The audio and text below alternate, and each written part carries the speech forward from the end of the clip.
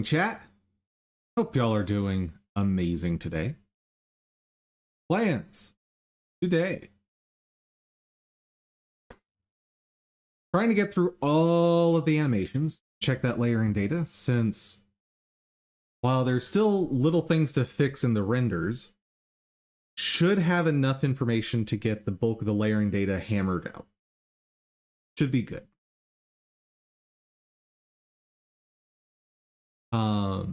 That's what that is. Then very least going to make a note of all of the model updates that need to be done, and then prep all of the renders. I don't know if we're going to get to that part. Oh, wait.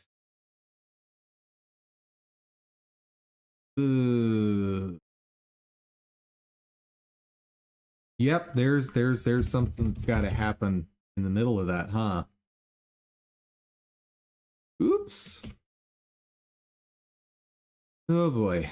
Well, if this goes quickly, then we'll go look for more animations. Yeah. Anyway. Before all of that, let's wake up with a little fun.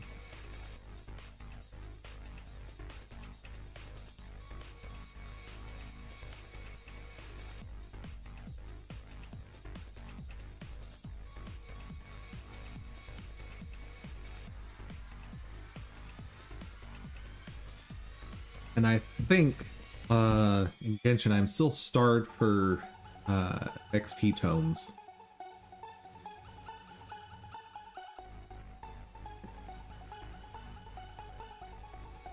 But might be in a good enough position to still work on talents today. Maybe.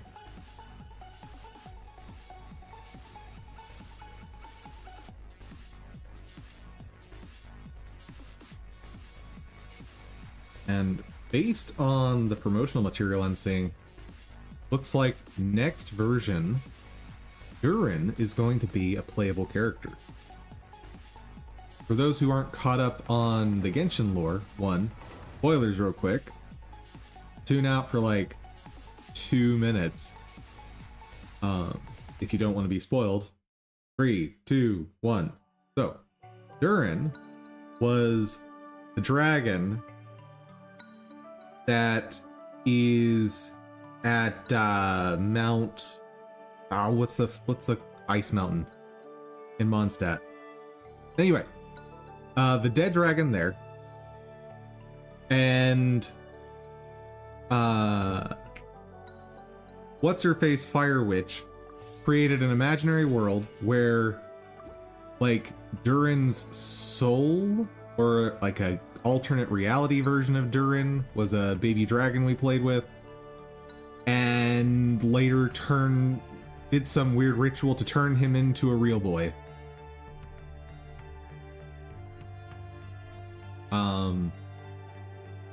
And that's kind of a new way for us to get a new character. Definitely different.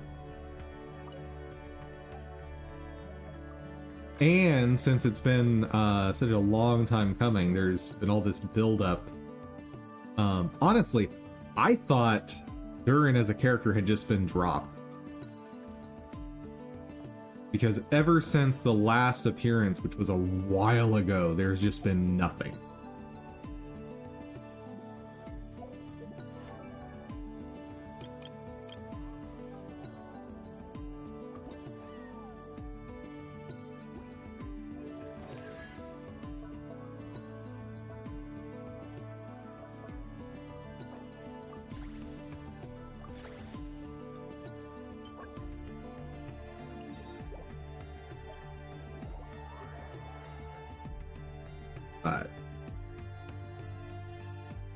Let's see. Oh yeah, Genshin also has this new mode where you can make a customizable character. And it has its own gacha system for outfit, which I'm not planning to touch that with a 10-foot pole. Like, Genshin's gotten enough money out of me over the years just from its normal gacha. I'm not about to start playing something that's gonna potentially get me to spend on another gacha, especially not for cosmetics.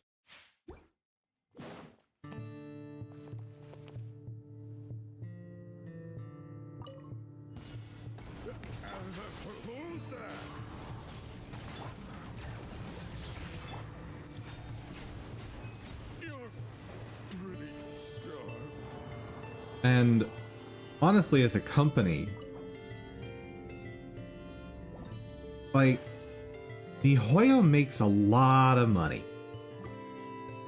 As far as I'm aware, they make more money than any other game company in the world.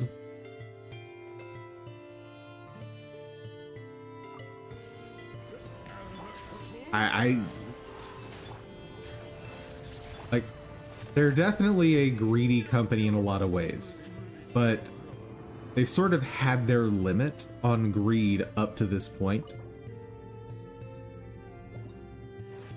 Adding in a new gacha system like this, that's just a whole... I mean, honestly, it seems like it should probably just have been a separate game. I think they put it in Genshin because they knew the game would not stand up on its own.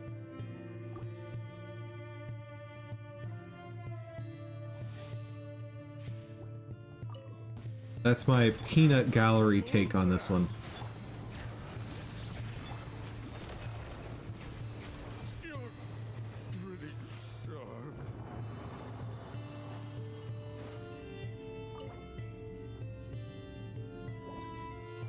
And one more.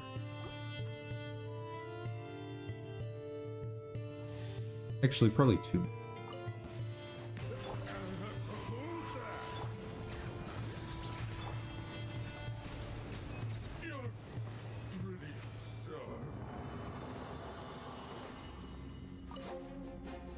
Yeah, two more.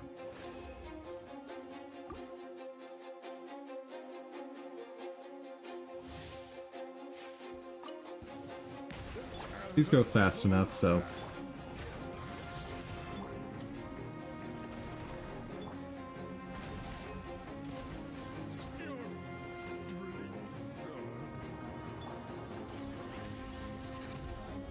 And heal up.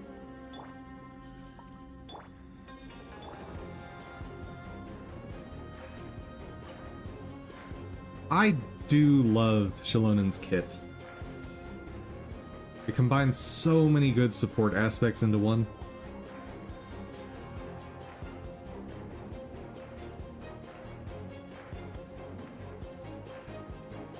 Like, tempting to say that she's one of the highest values characters for sure in the game. She might be the highest. Like,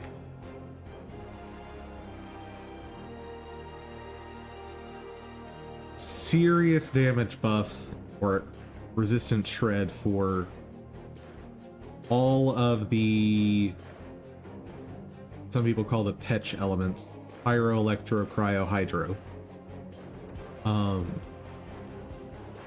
And healing on top of it. A little crazy.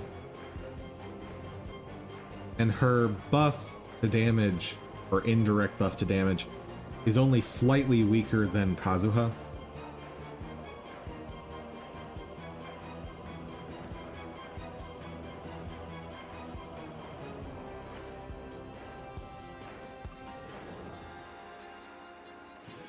And it's worth noting, because she's a support, she's going to maintain her value a lot longer.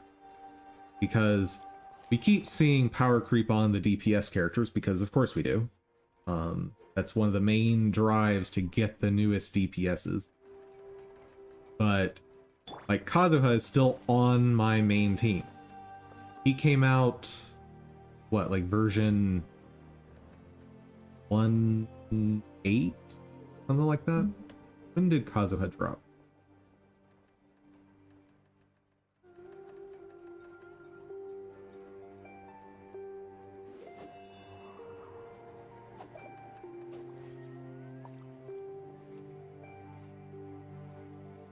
Well, that's 6.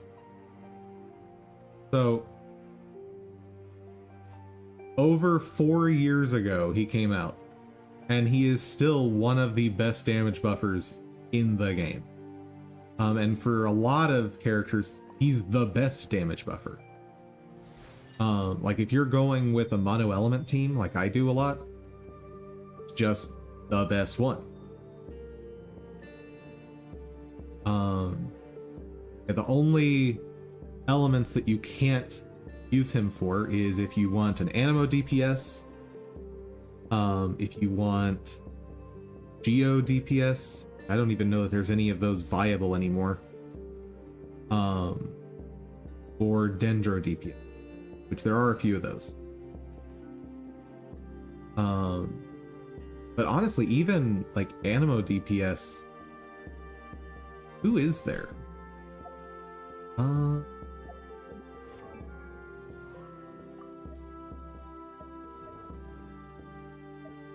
Obviously Wanderer, but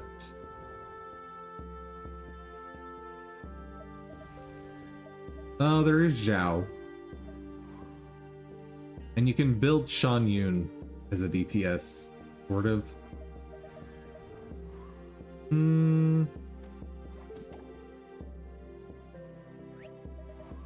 And technically there's Hazo.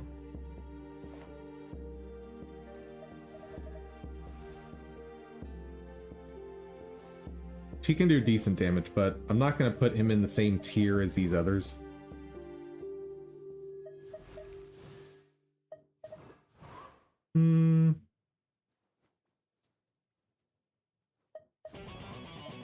Yeah, so basically 2 Animo DPSs. For Geo, what do we got? 1. And Nadia can do some solid damage. She's not in the same tier as current DPSs. They're like, she's not even close to characters like Skirk or Nicolette, but she can do some hardy damage.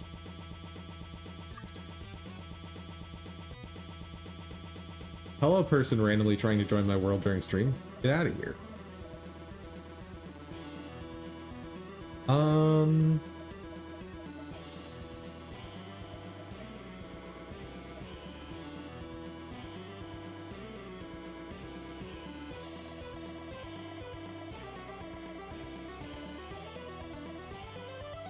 And then there's also Ito. But as far as I understand, he is not even close to meta at this point. Like, he's a cool character, but my understanding is he is quite weak compared to modern DPSs. And I never built him on my account, so I don't know for sure, but that's my understanding. And I did try using him as a trial character recently for Imaginarium Theater, and no, it did not work. Point being, all of the heavy hitters, or almost all the heavy hitters we have right now, are powered up by Kazuha, who came out in 1.6.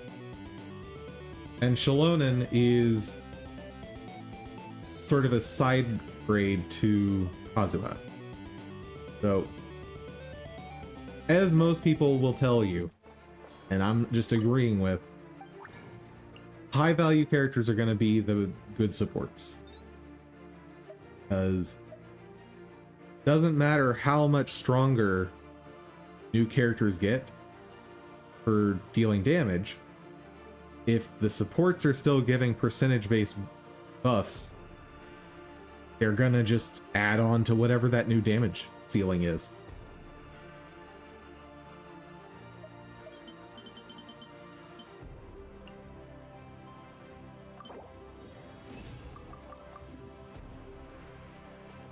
Okay.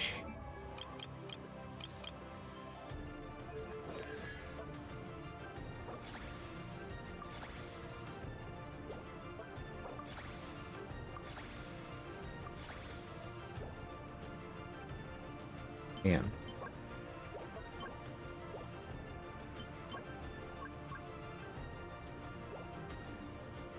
Getting very close to finishing her up.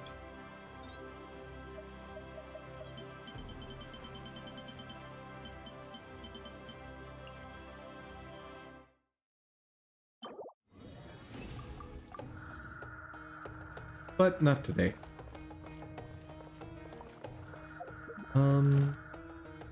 I did do this, right?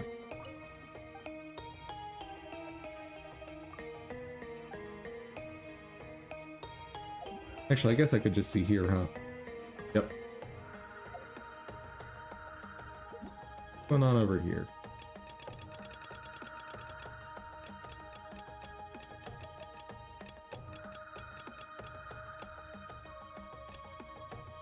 Oh. I need to do that event at some point. I didn't realize it was nearing end. But next week we get a constellation for Ayato. Kind of cool.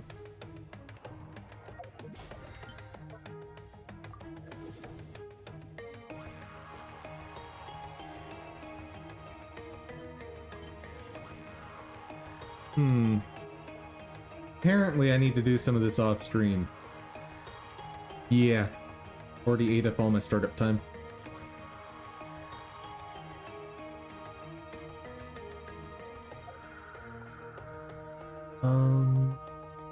Something I wanted to check on real quick. What was it?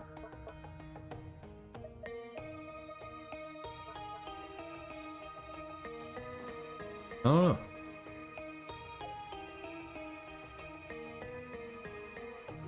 What was it? This? Oh. I don't know. Either way, off stream I'll have to take care of that event. Oh, and the weeklies. Thank you, mouse. Alright.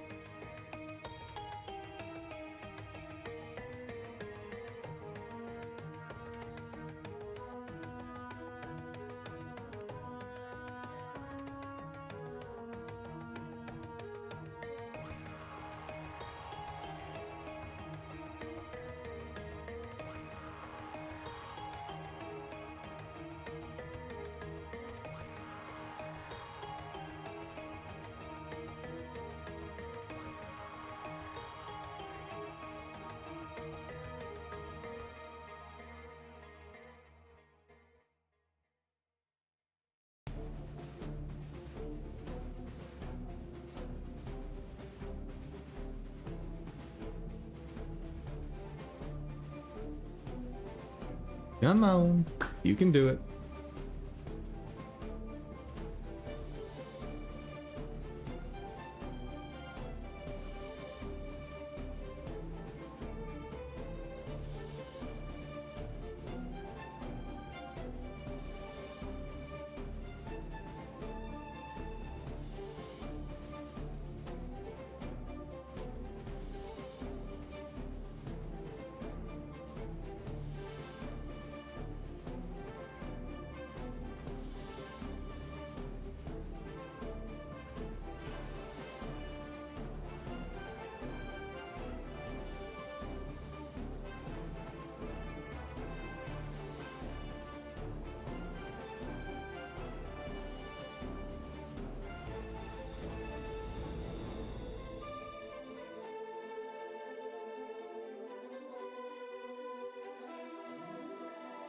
All right.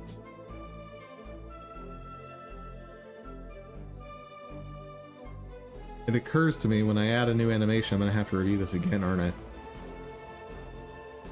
Yep.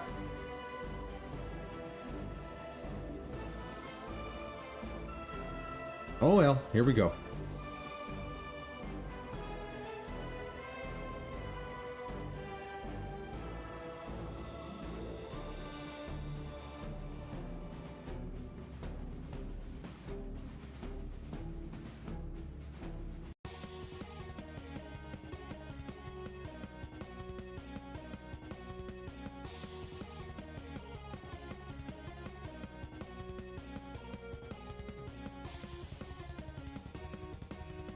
One thing I'm a little tempted to experiment with is,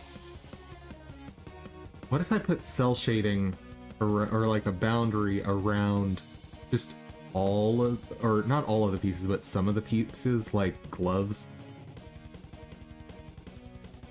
Do I get an improved visual from that? Maybe.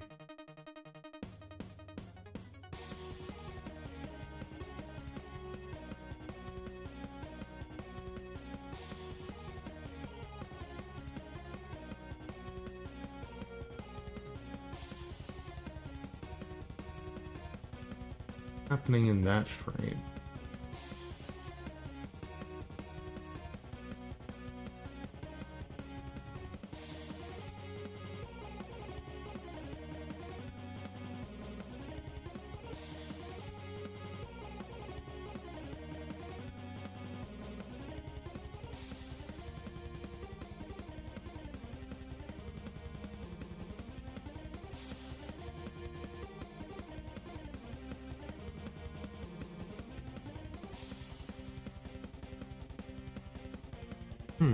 What? What is that?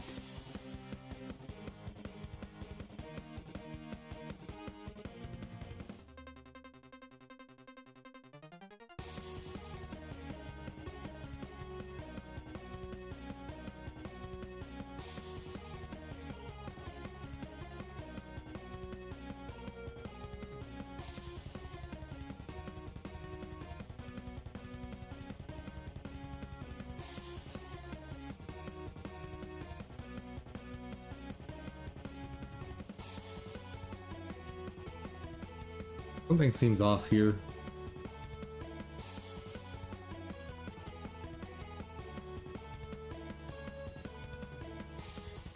Maybe that's just the nose.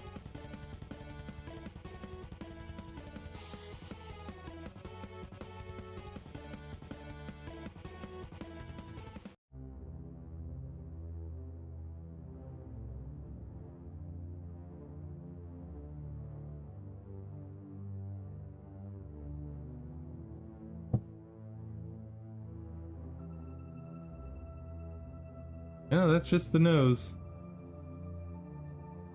Having some weird interaction with the mouth. Okay.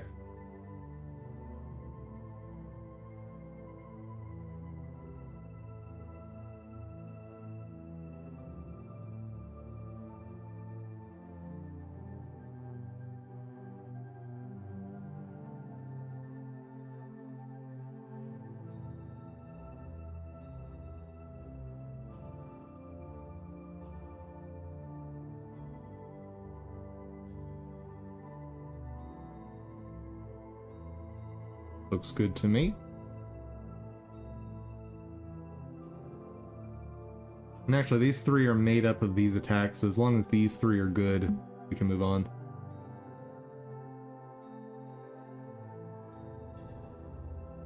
Ooh.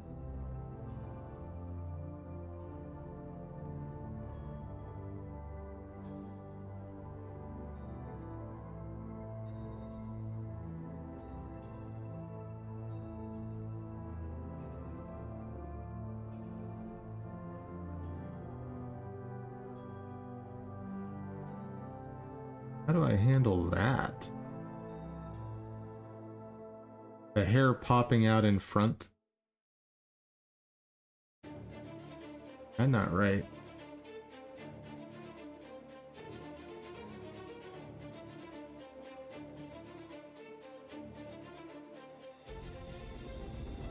Also, I should be testing with my most troublesome components.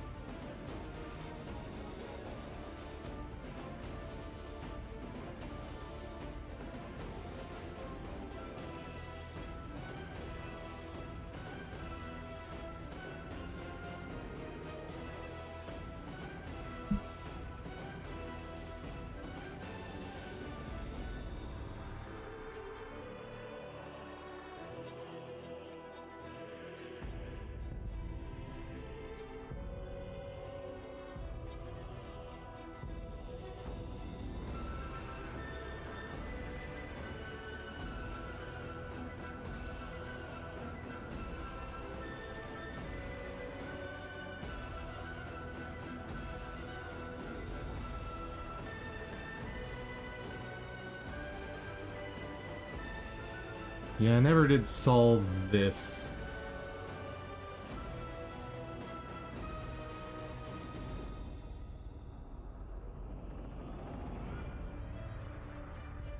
Since it's the death animation, I have a bit more leeway. Since I don't need things to be able to reset. For example, I can have the face disappear as part of this animation, and that's fine.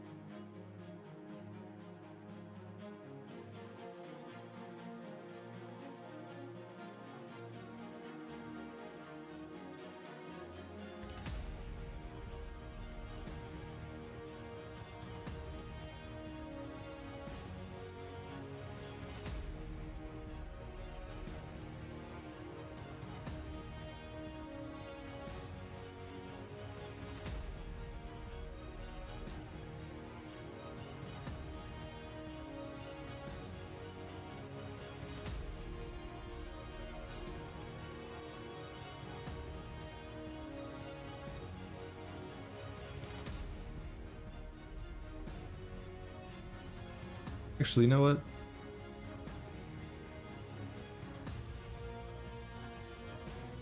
Yes, create a reset track.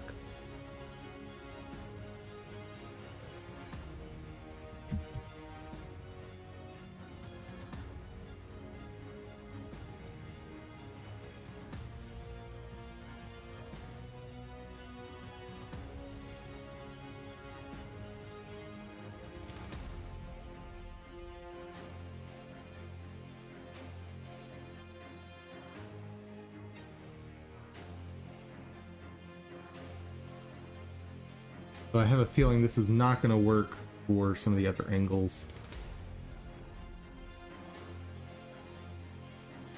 Yeah, never mind, that doesn't work, does it?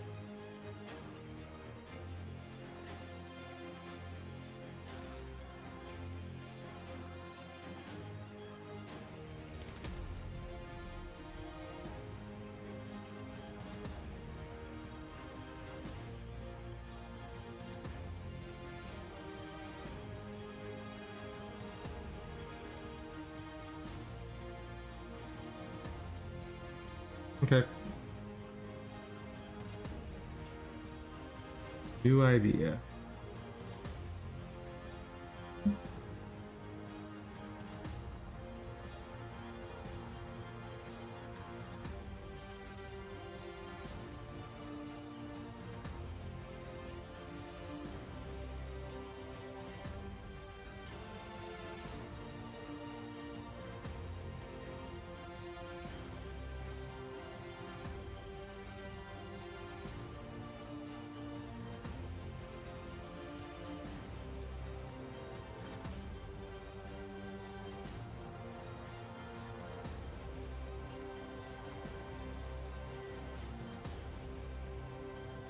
Could move neck up to layer 15 for this.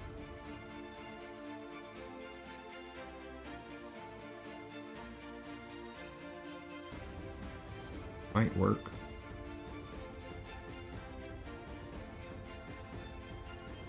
No, that doesn't work either.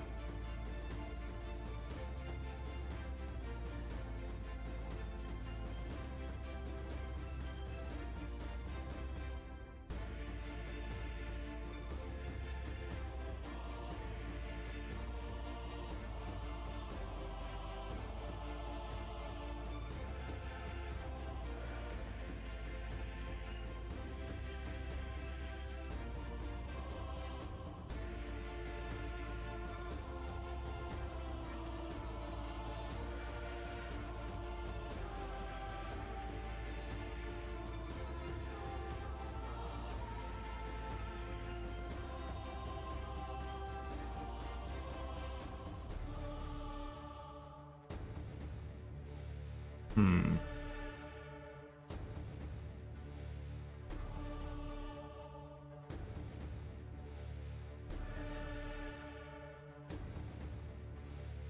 What if I fill it in the bottom of the head there?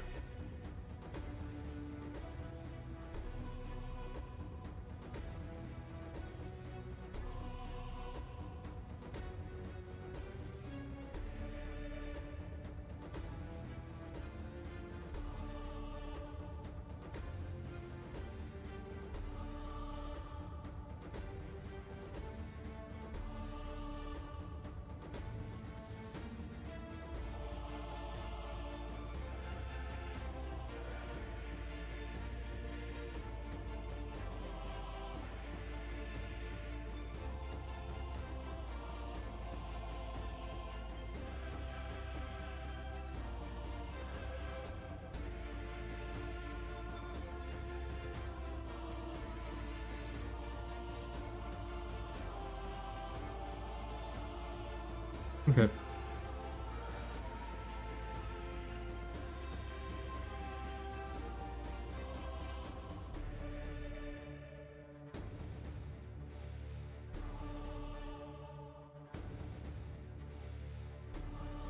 Hmm.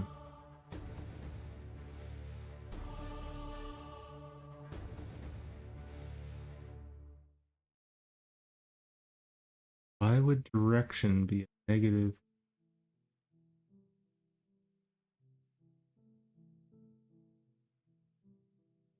Hmm. Right, because modulo isn't working the way I want it to.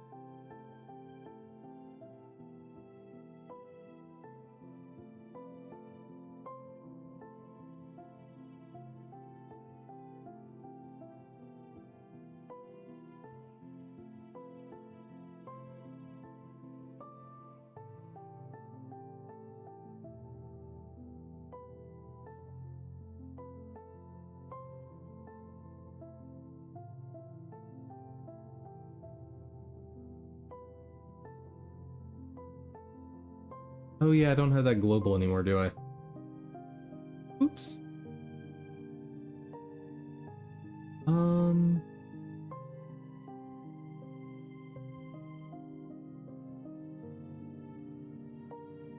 that's where I put it.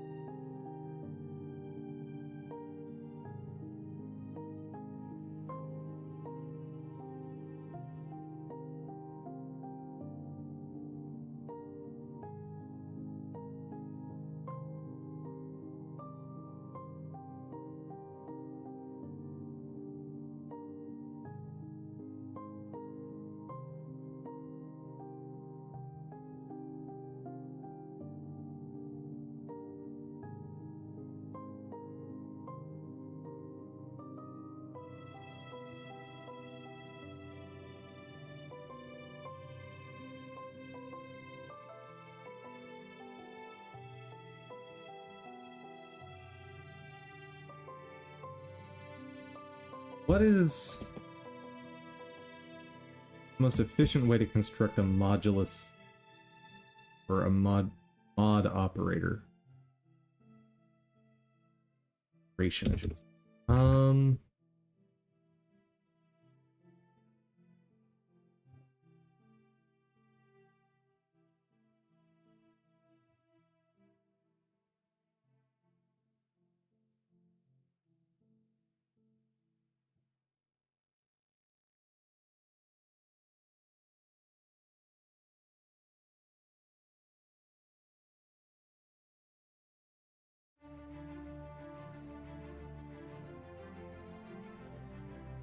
Okay, we extract the negative there.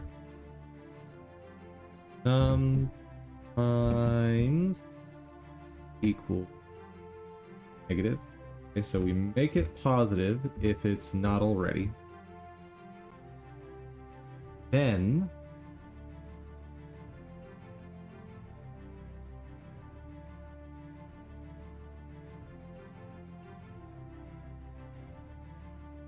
let me think the math through here.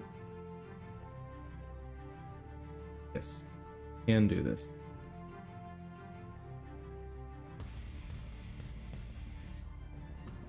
Is mod modulus. And finally,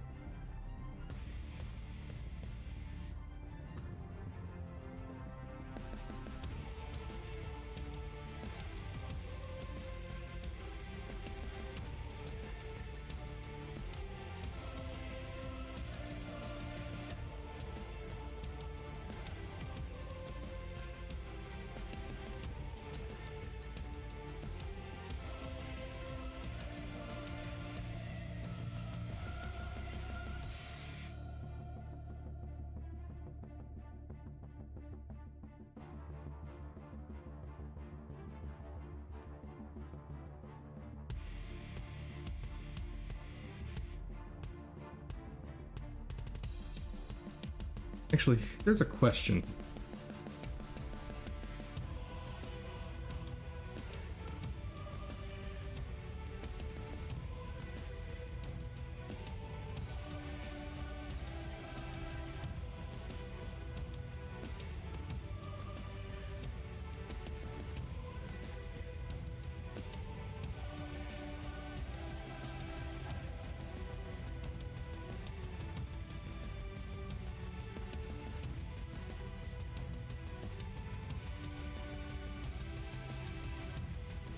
What value does test have at this point?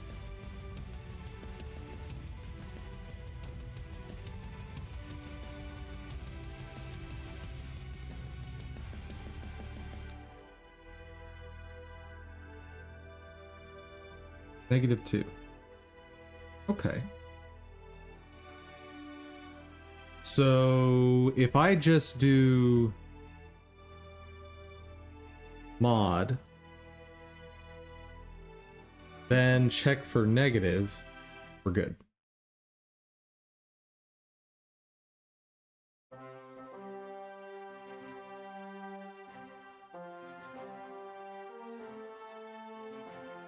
Yeah, that's cheaper. That's significantly cheaper.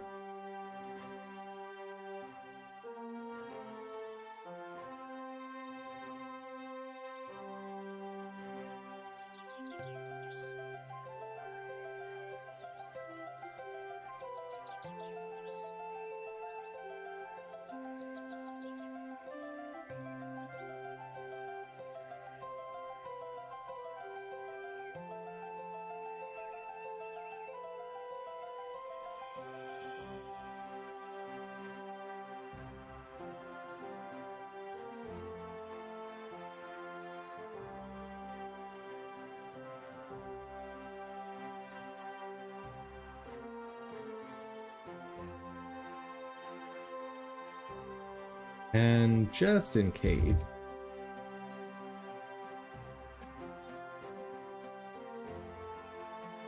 there. The modulus is always positive now.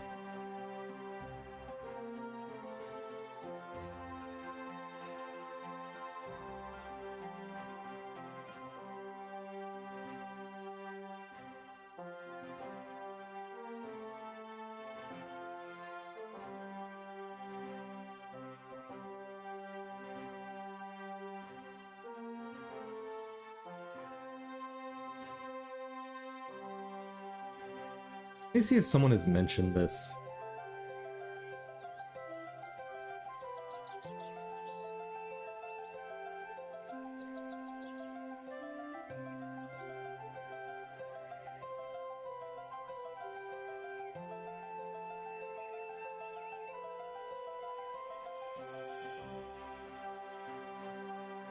It's similar to C sharp, or it's not C sharp, C++'s not operate when dealing with negative numbers. It means result of that, not that, have the same sign as that.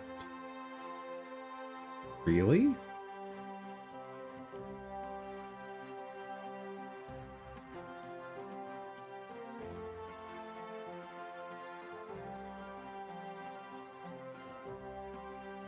That's okay. But hey, there's a function already for this, so I don't have to make this custom one.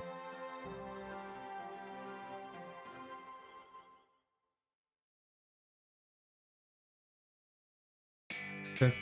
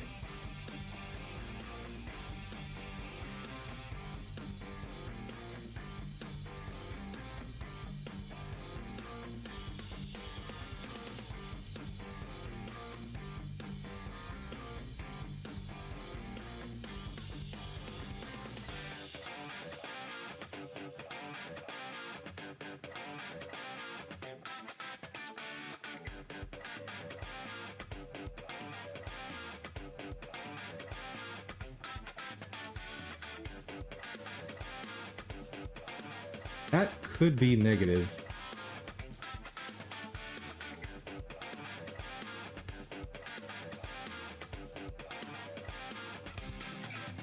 Oh.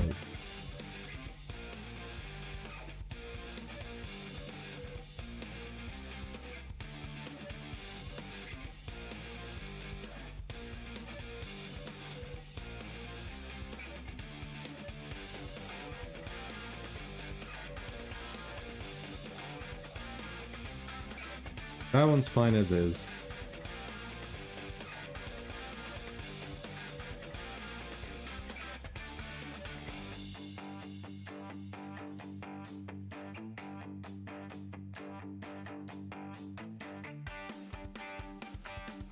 That one's fine.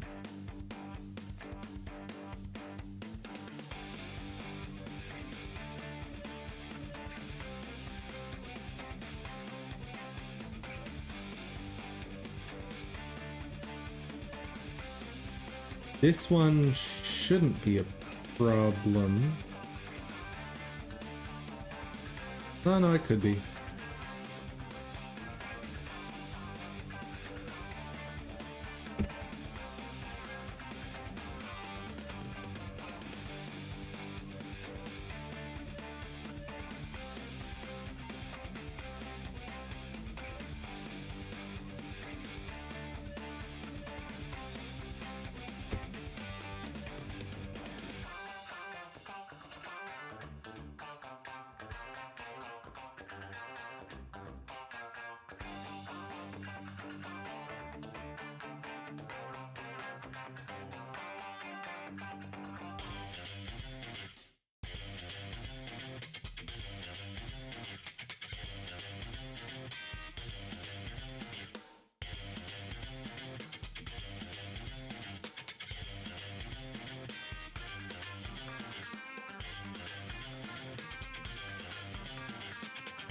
just in case.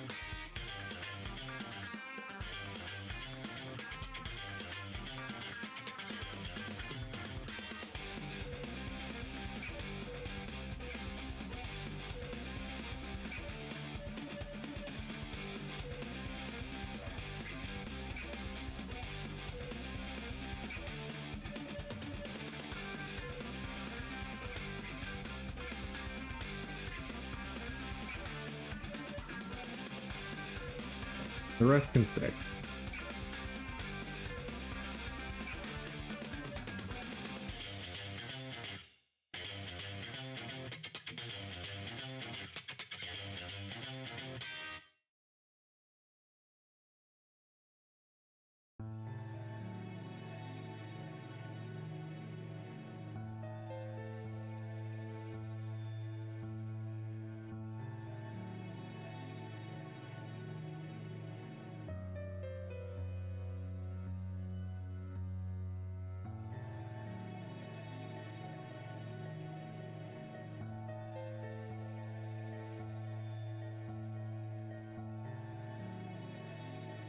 Okay.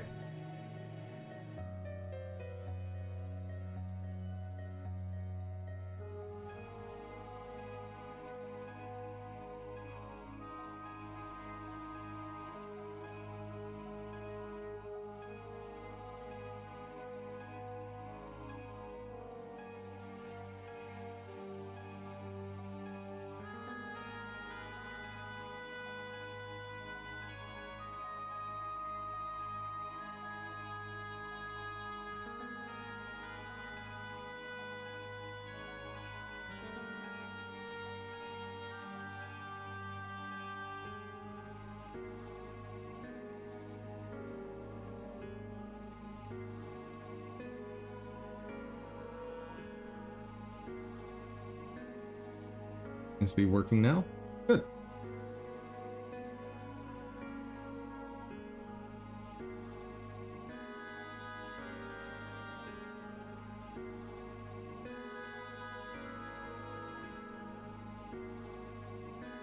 Oh.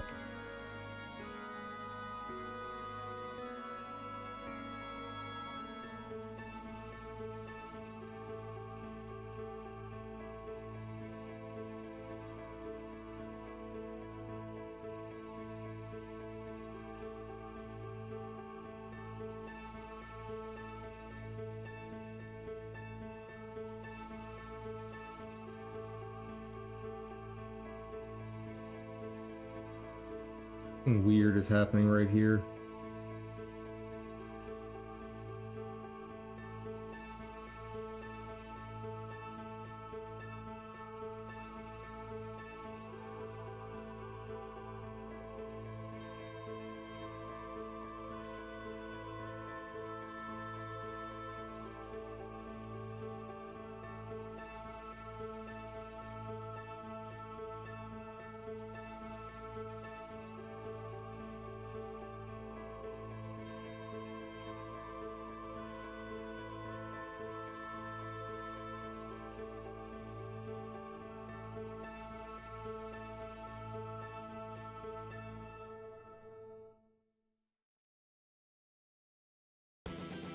Let's make a note.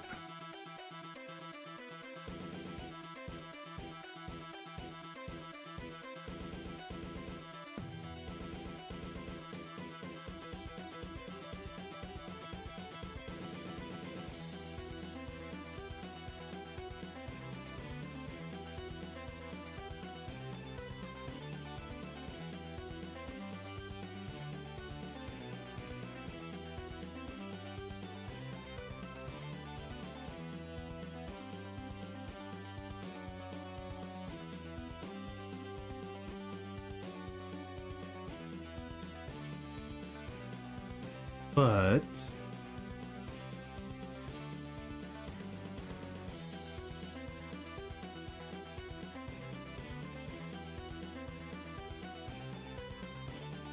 let me test one aspect of that real quick.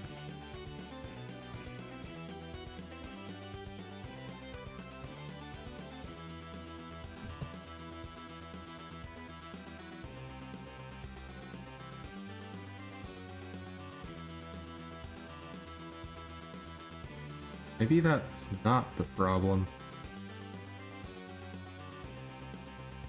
Well, I do have some spots where it's happening.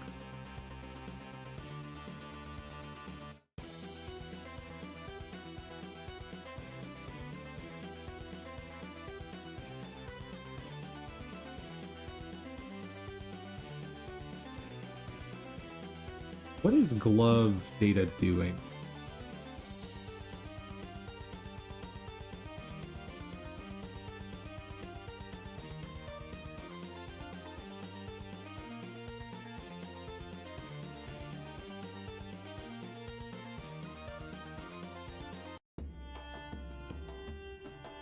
Okay, so I need it to be able to go behind shoulder.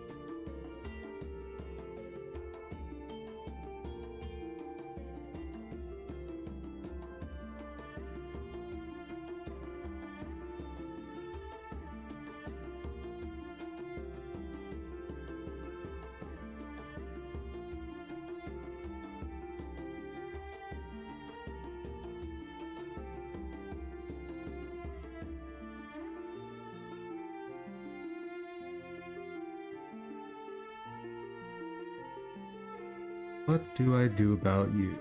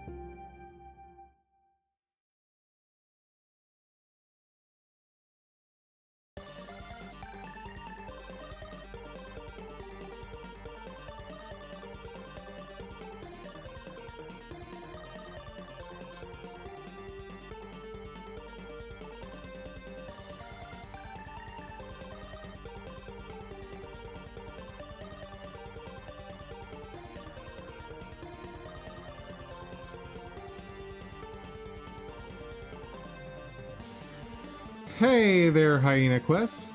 How's it going?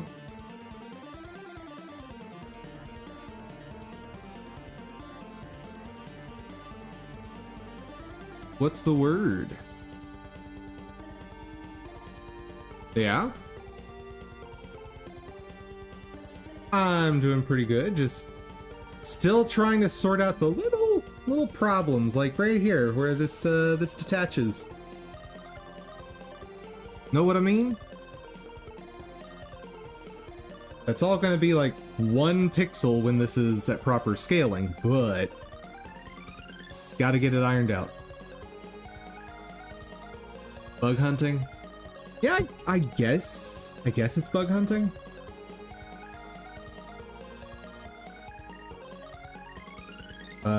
Yeah, gotta get this layering data correct.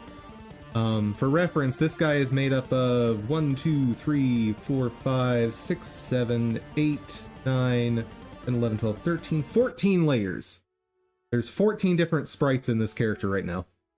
And it's gonna grow to at least 15 pretty soon. And those different layers are why I can do this.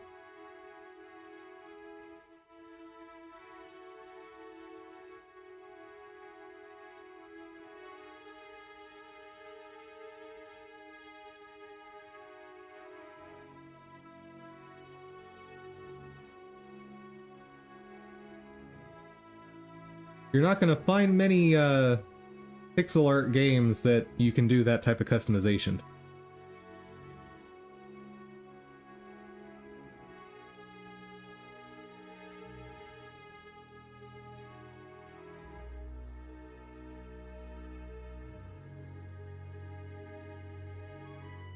But, yep.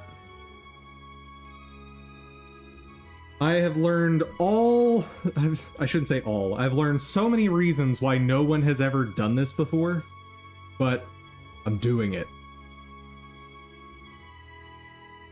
Why is it difficult? So part of the reason is determining what needs to be on top of what when layering this together. For example, right here, there's a little graphical bug because this shoulder needs to be on a layer above the glove.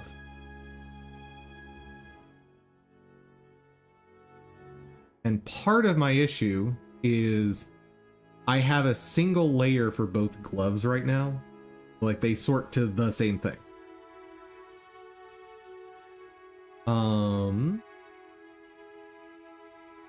And there's certain animations when facing downward that makes sense. Or I should say, the sorting makes sense during some animations, but not others. Like this one, this glove, while facing down, this glove needs to be in front of shoulder. But for this animation, not so much.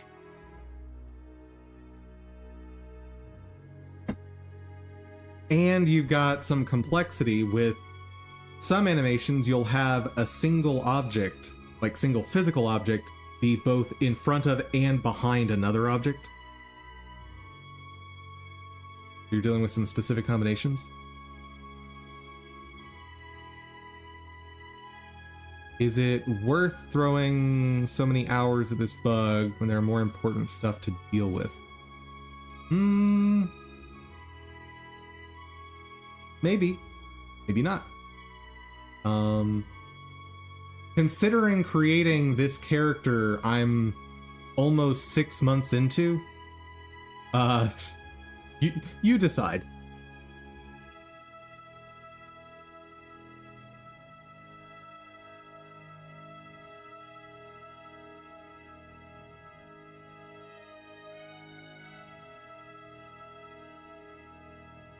But this is taking the place of the old approach that was going to take me at least 6 months anyway, where I was going to have to design like 30 different characters.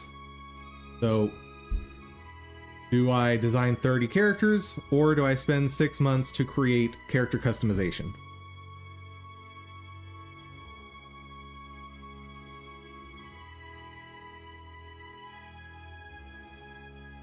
Know what I mean?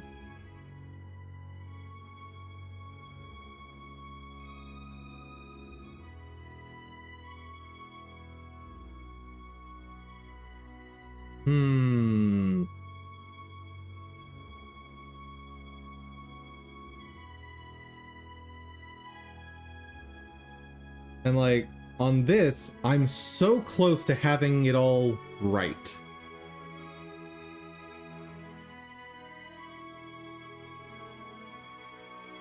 And as far as like core game systems like movement, being able to damage enemies, all that stuff, I'm done.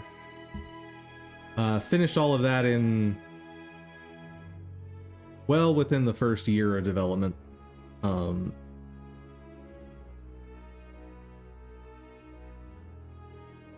Yep. So the big stuff that's left after this is create all of the enemies. I have a few already, but obviously can't have a game with just 2 enemy monsters.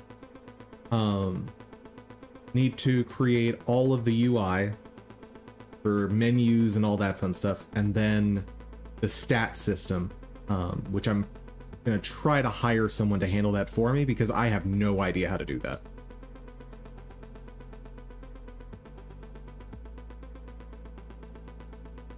Like, I have a rudimentary lookup system for stats, but like actually stat balancing and stuff,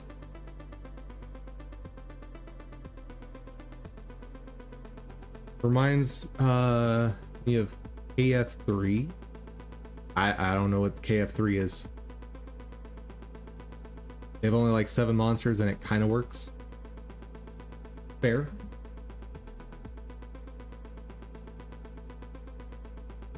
But it's also probably worth noting, none of this was generated by hand. All of this is from 3D models.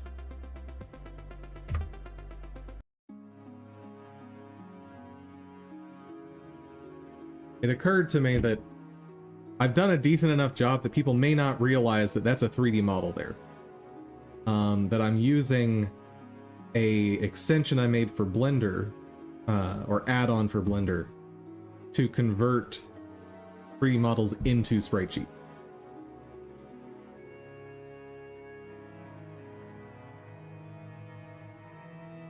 And I've sort of stretched this technology way further than I originally intended it to create this system.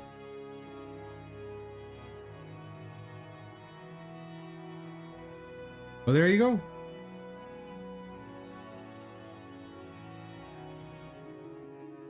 Thank you, thank you. So what have you guys been doing before getting shipped over here? Like Hyena Quest, what were you doing?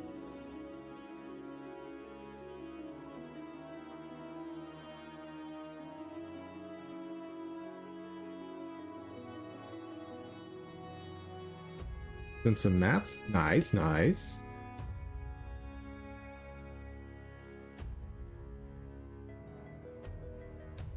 What specifically? Just generating new maps, or working out collision on your maps, or what?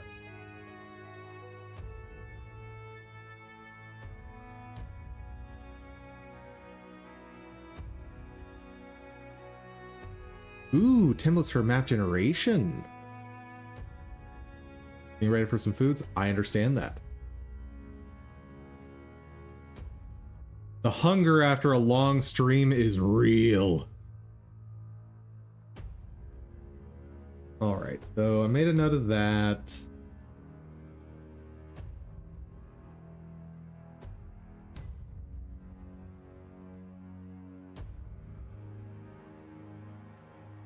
Honestly, that's going kind of too fast for me to really see what's happening.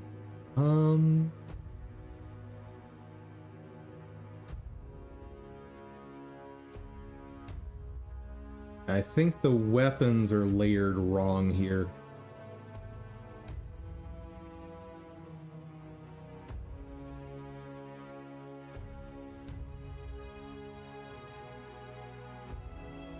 Might be easier to see it if I do. Yep, the axe is sorting to behind the shield, it looks like. Nope.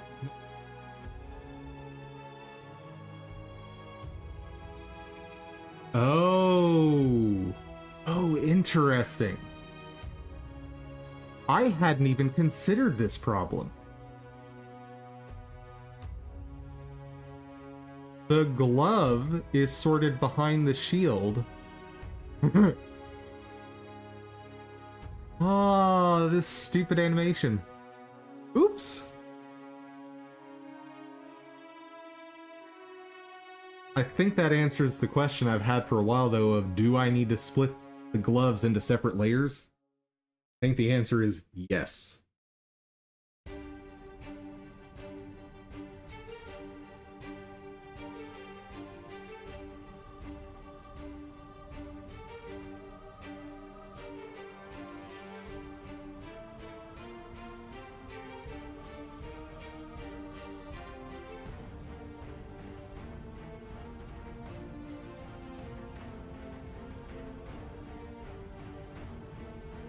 Okay.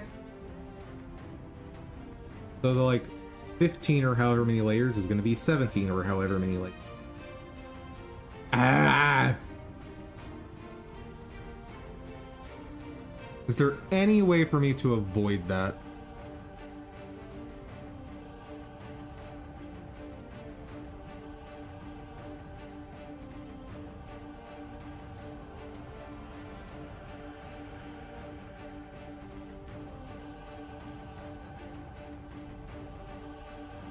I don't think so, because this glove has to be behind the shield. And that glove has to go in front of the shield. Especially for this angle. Oh, that makes it painfully obvious.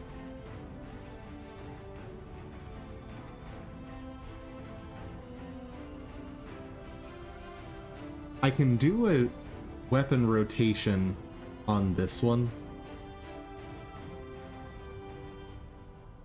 So that'll at least fix it for this spot.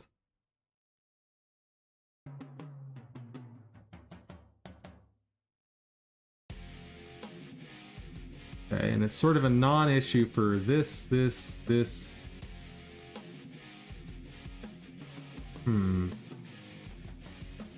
Weapon rotation also takes care of that.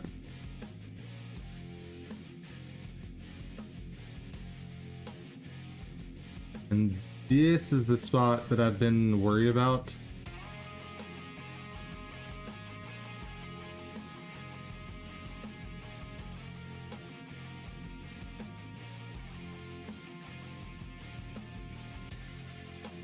What's happening there?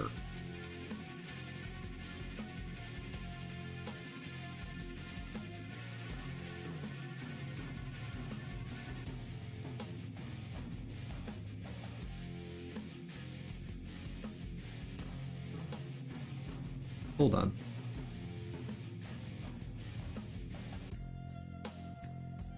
I need to add something so I can look at this more easily.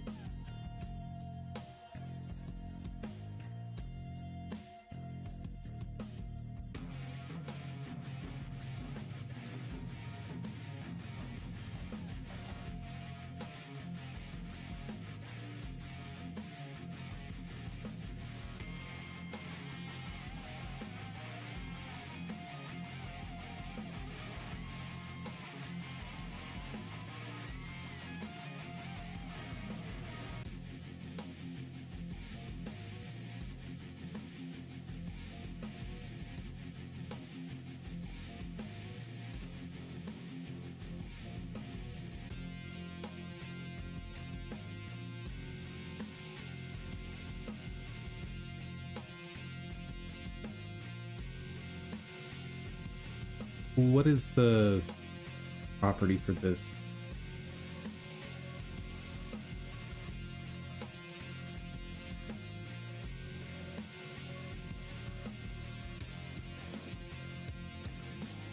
Is playing.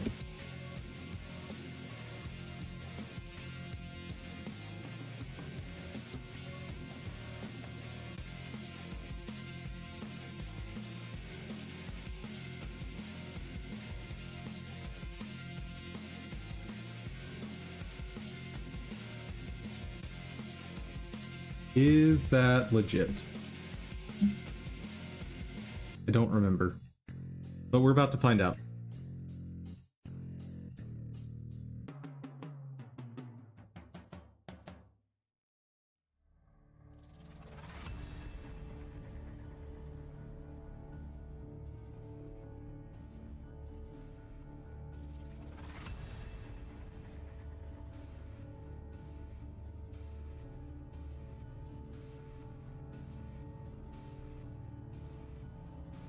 Huh. That's awkward.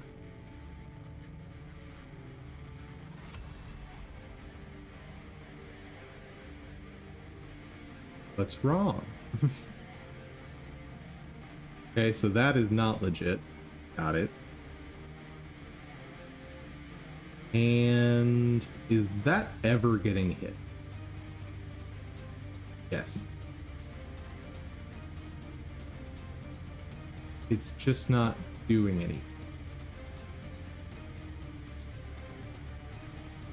Oh. I know why.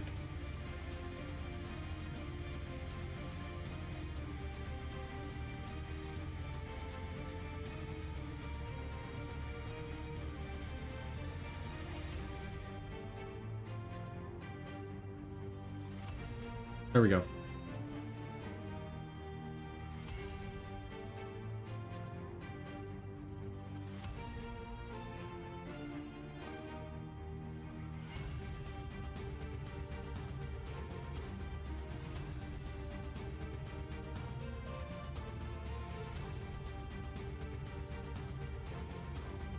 Perfect. We were looking at dual wheel, top left.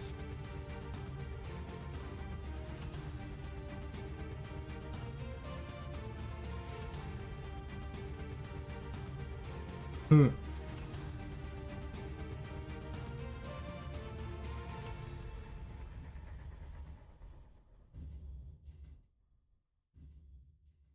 Huh.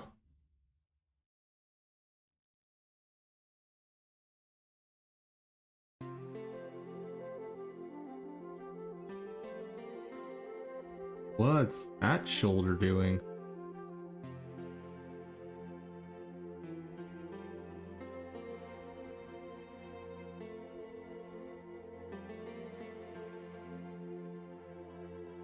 Huh.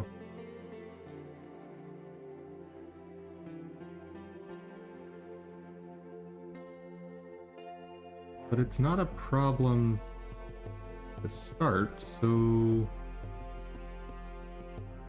What's going on? Talk to me. That's shoulder R.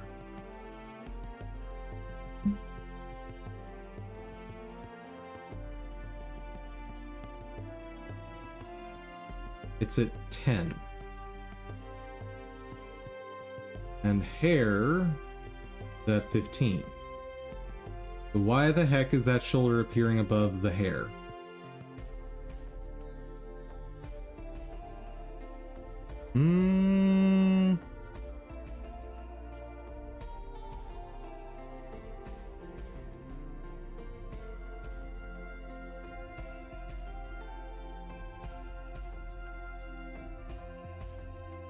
That don't make sense.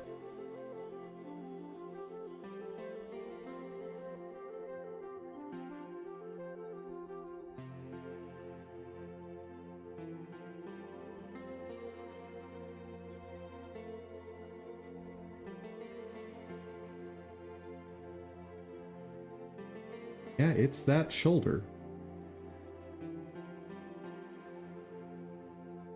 So...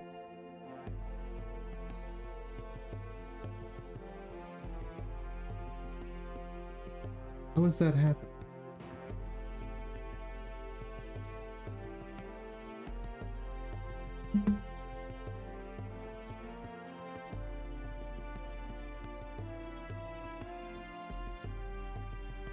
There's no shoulder rotation right now.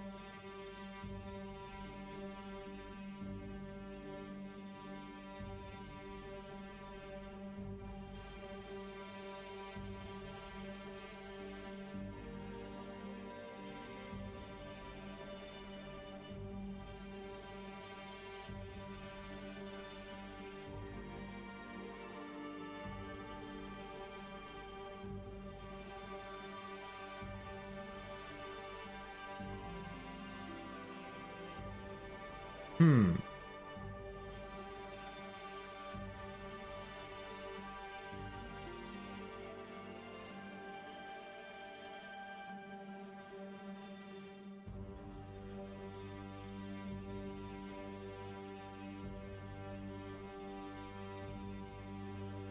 Permanent option only affects when switching to a new animation track.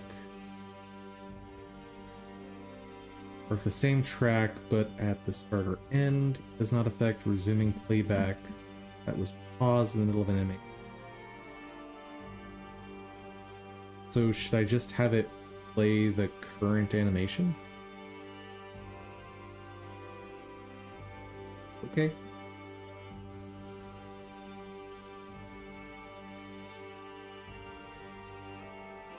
That maybe fixes that, but...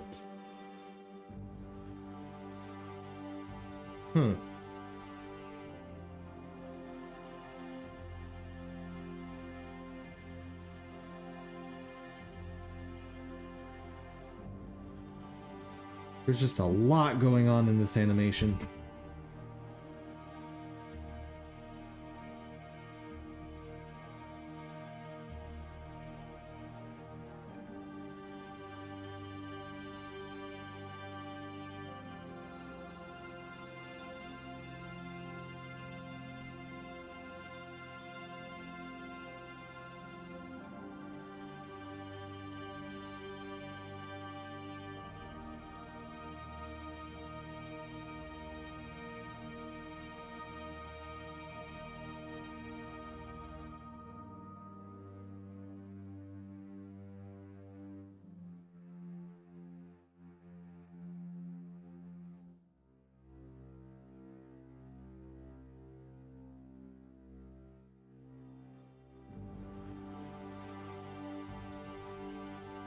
I don't get what's happening right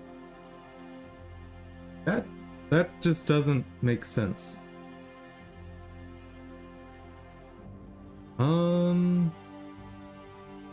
How can I check this?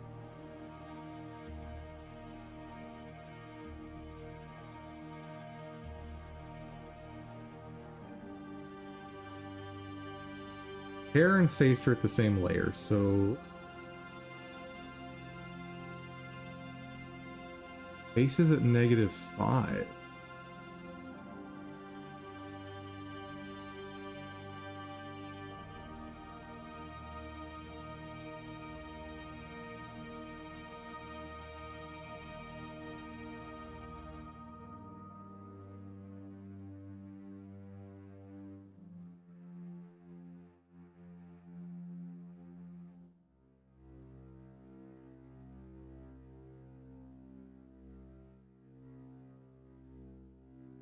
Nope, they're not at the same layer.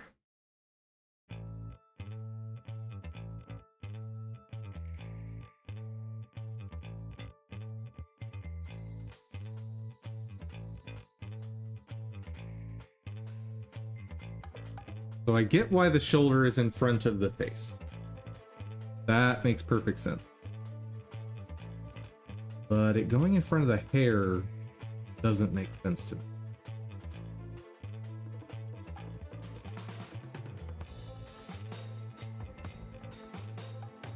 Oh, right.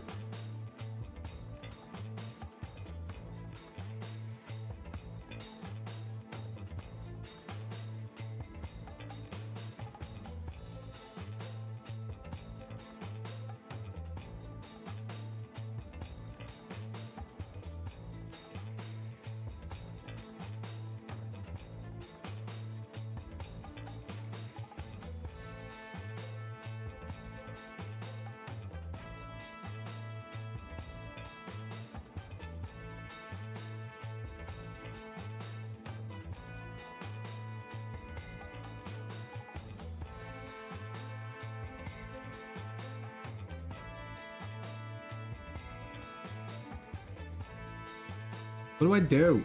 Like, what's causing this?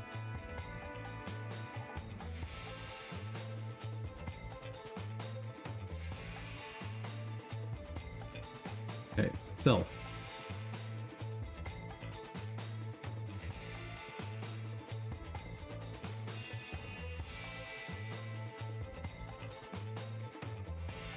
No weird rotations going on.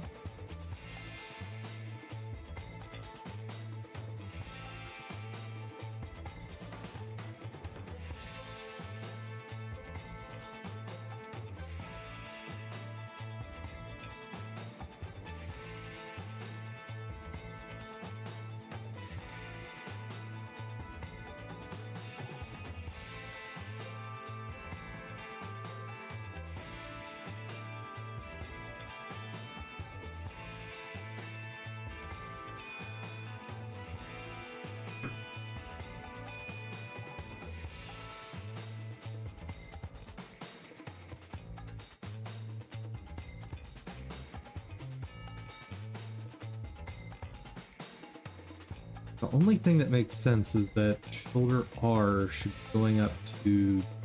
Oh, it is at 20. Why?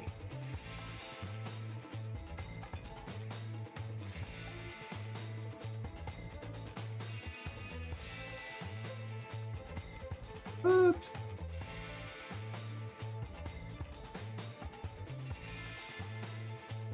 Oh, that's why. Because it's 20 right there.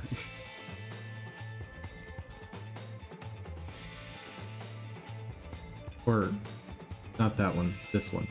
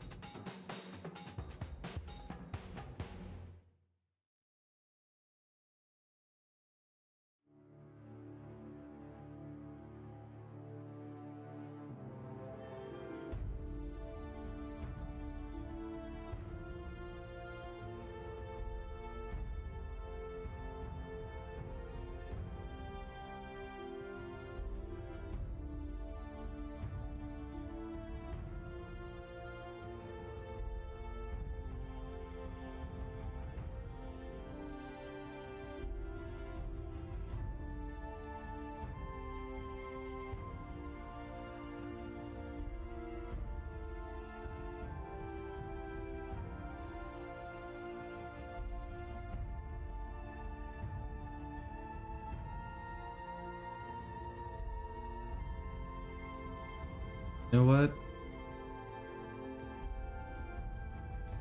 Since this is potentially going to be another couple weeks, let's take today, do something that I really wish I wasn't suggesting. Let's take another crack at 3D. Ooh, I hate myself for even saying that. Woo!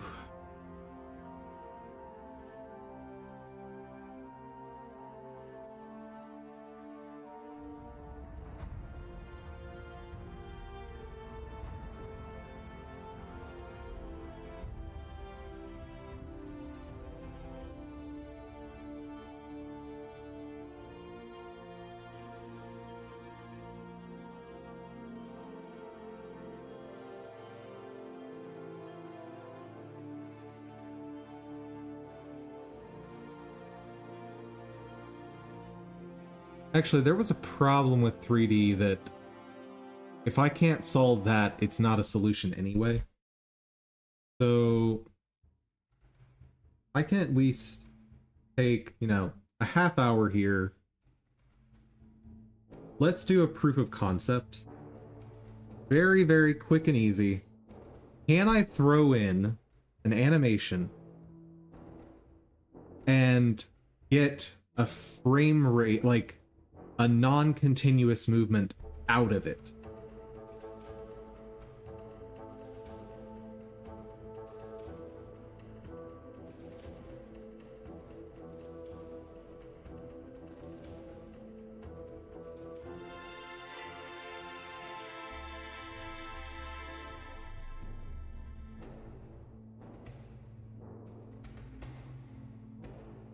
Great new scene. Start with a 3D scene.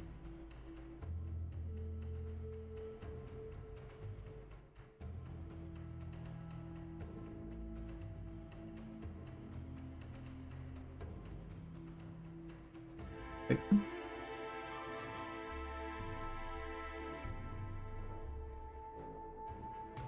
Now I have to remember how all the 3D stuff works.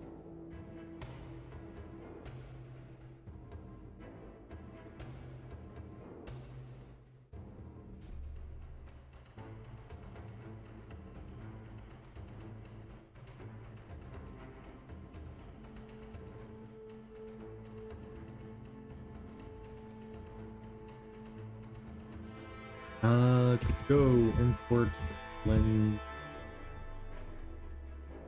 I think that's a thing.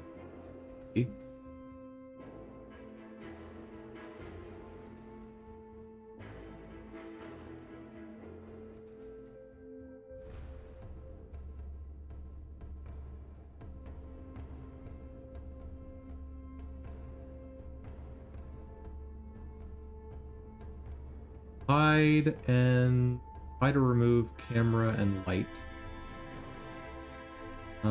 Light transforms for your model imports. Axis alignment. I don't know what any of that, like, this is such a non-descriptor. This is, make sure your thing is correct. Oh, thank you.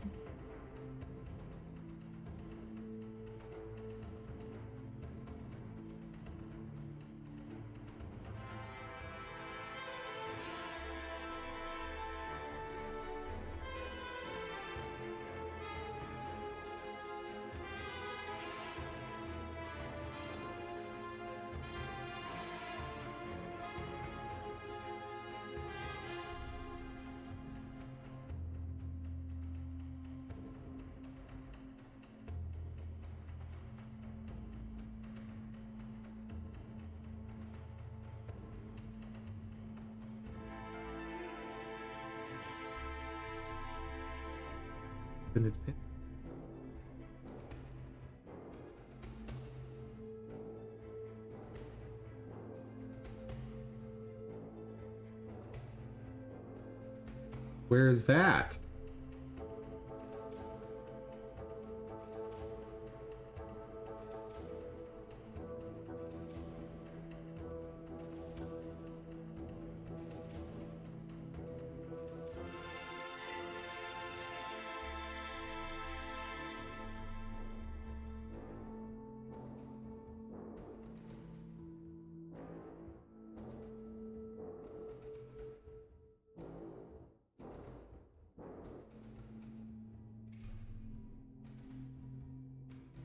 Ooh. About to do something not pretty.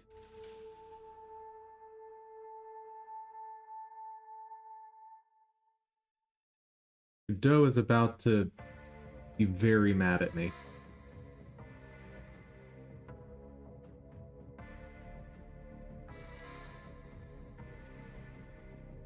I'm gonna be so mad.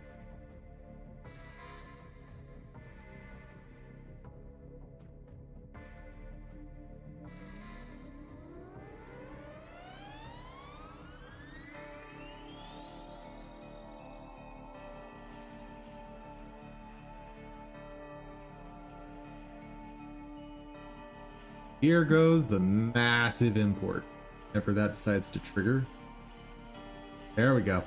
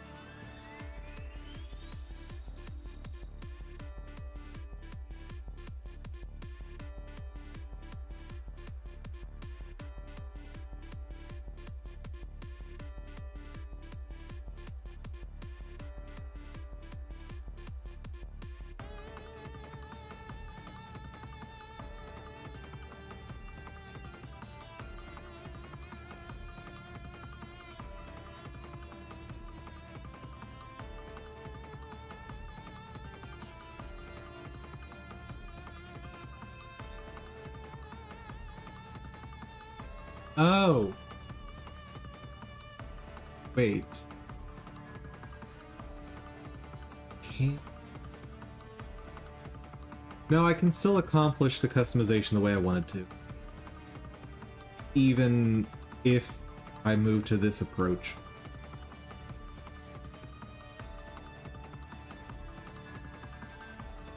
I kind of want to fail this proof of concept, because if I succeed in this proof of concept, it'll mean I should throw out 6 months of work.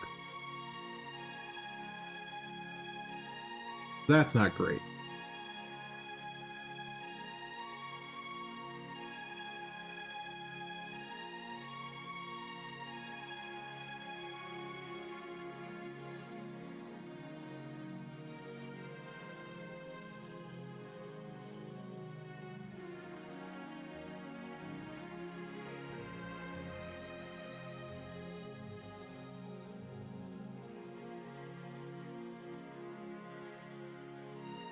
Come on.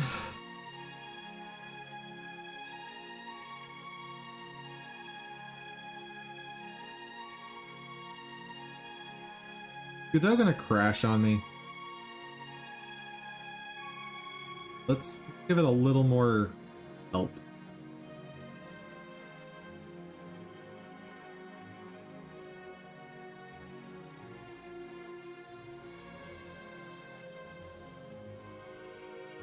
It is worth noting, by moving this into 3D, adding or swapping animations is going to be trivial compared to what it has been.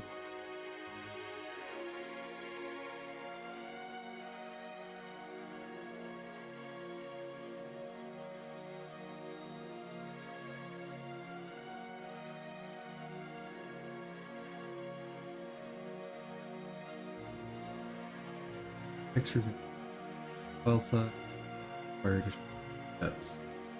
Easy, great for rapid iteration. Control larger file size.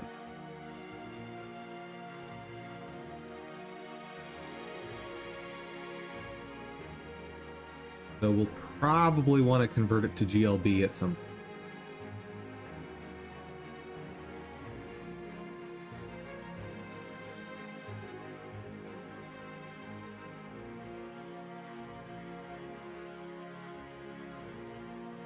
And it is struggling.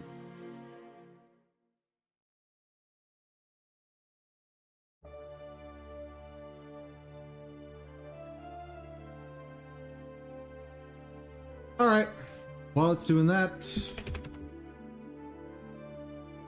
let's see if there's any fun asset bundles out there.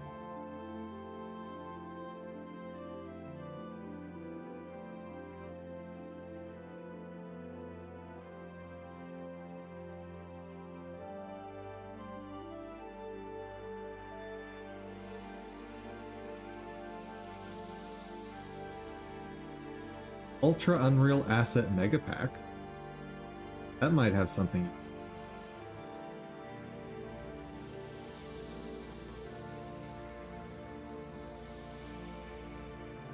Asset bundle for Unreal.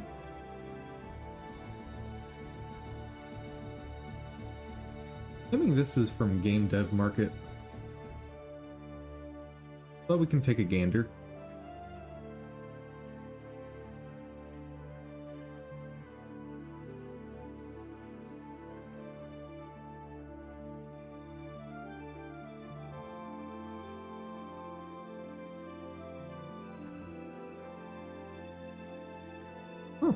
So there's quite a few asset packs.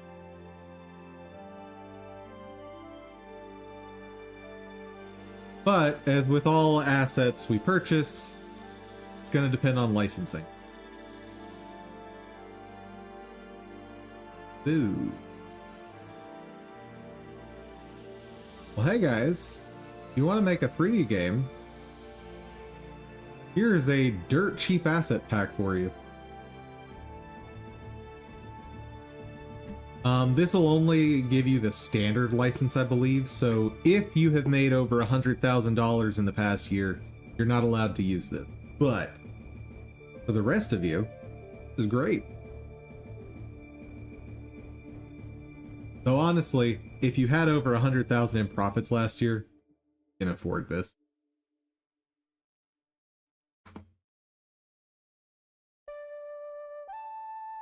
And ditto here.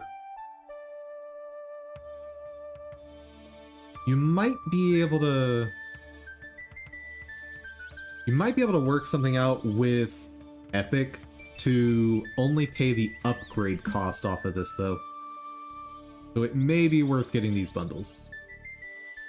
But you'd have to work it out with Epic.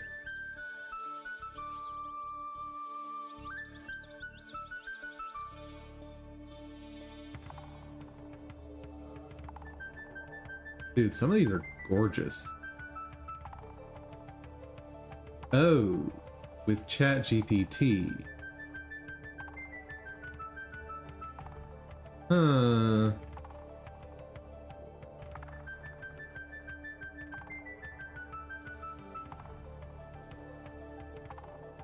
Actually, have the courts actually decided what they're doing about AI art? 2025 court cases regarding AI art. Gotta be some rulings have to have happened by now, right?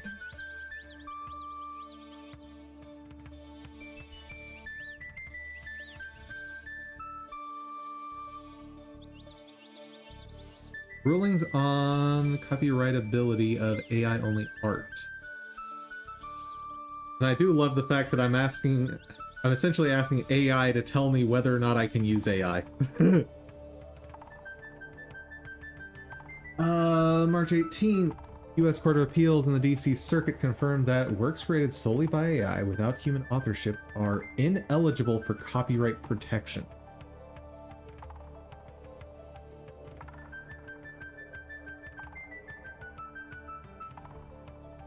He's concluded the long-running effort by computer scientist Thaler to copyright an AI-generated artwork.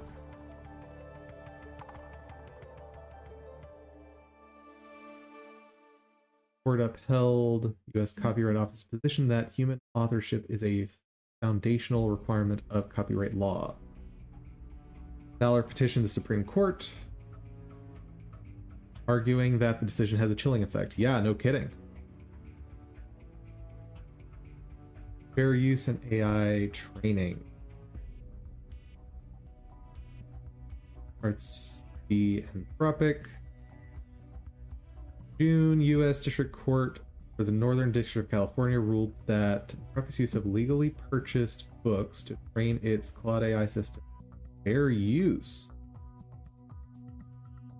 The court found that the AI's training process was quintessentially transformative.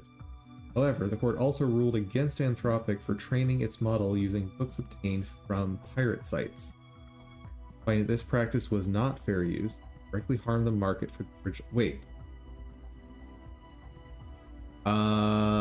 I think this might get overturned because these seem like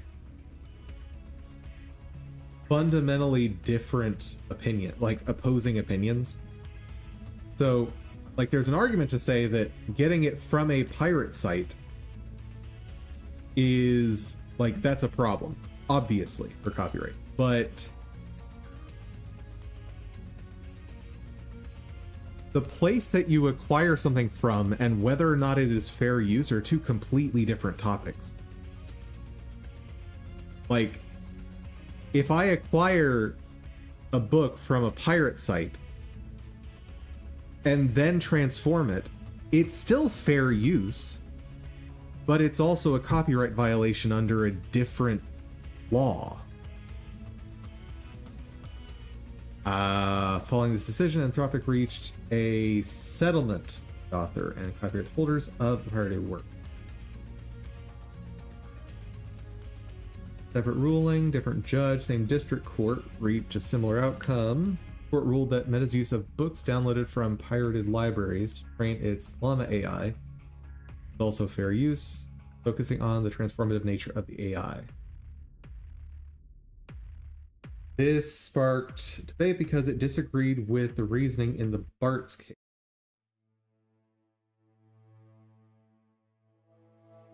The importance of how training data is acquired. Well, at least this judge seems to be consistent.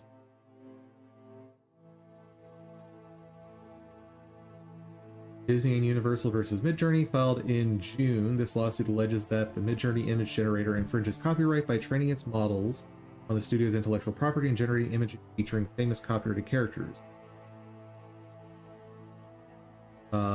Do we have any news on that?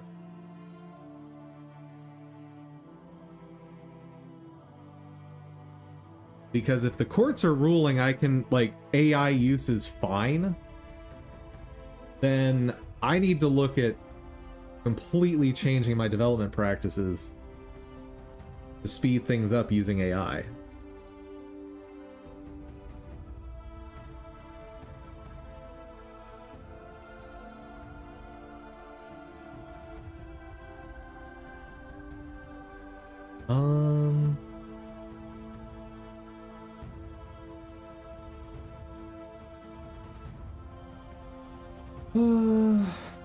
Looks like there's no news on it.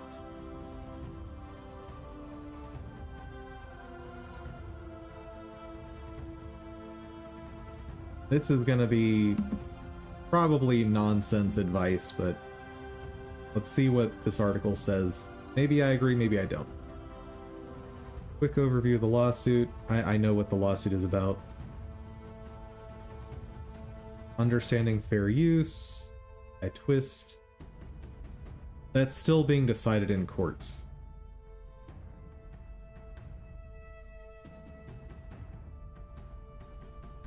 Why this matters to your business. If you're a business owner using AI tools for creating ads, product designs, stuff, the lawsuit shows the stakes. Generative AI can boost efficiency and creativity, but if your outputs mimic protected content, vendor's model trained illegally, you could face claims. Not just tech giants at risk, small businesses using off-the-shelf AI might get caught in the crossfire through reliability or direct infringement. That your AI vendors that... Okay. Implement internal AI policies. Create clear rules for your team. AI require reviews of all AI-generated content.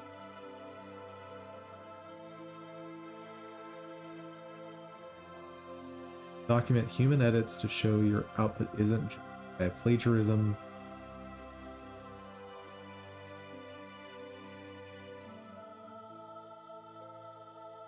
License data for custom models if you're building or fine-tuning your own AI, which I'm not. Keep audit trails and monitor outputs.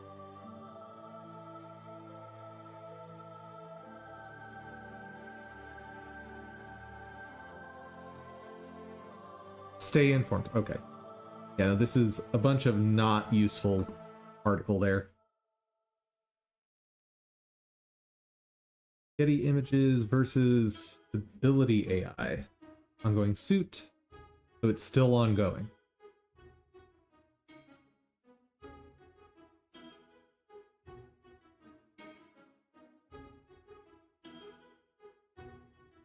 Yeah, this is insane. So I've been following this off and on for the past couple years, and so many companies are diving into AI while all of this is still in flux. And if these courts rule against the use of AI for these things, if they say like this is copyright infringement, then all of these companies that have dove headfirst into AI use are going to be liable for obscene amounts of money.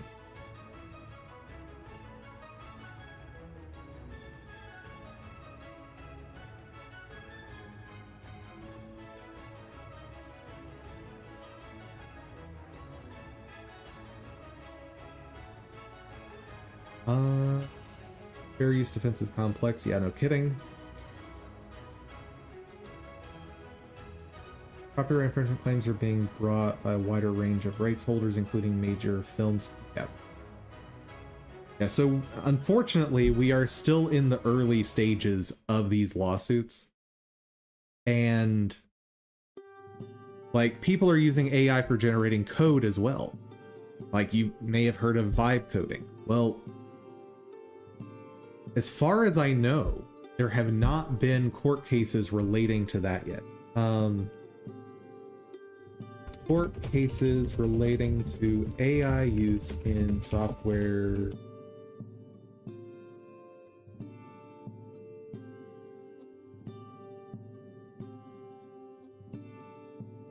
This was related to use of books.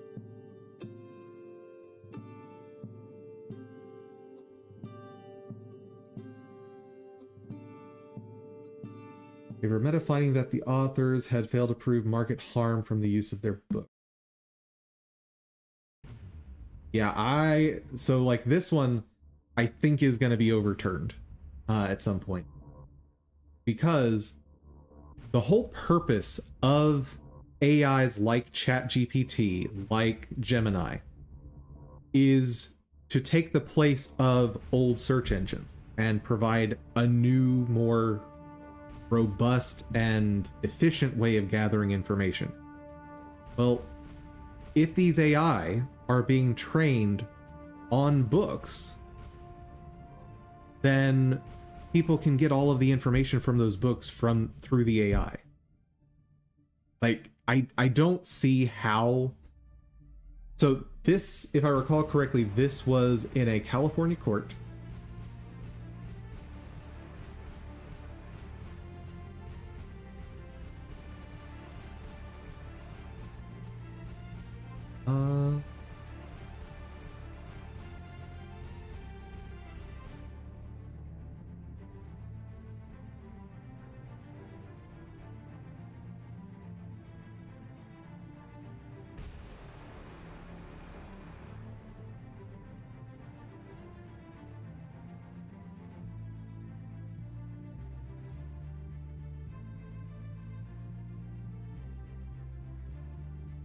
What court heard this? North District of California. Okay. Yeah, and California courts have a history of heavily siding with big tech companies. So the moment this gets out of California, there is serious potential for it to be overturned. And I think my answer here is AI is still too scary to use. Or consider whether AI generated content could cause confusion about trademark infringement.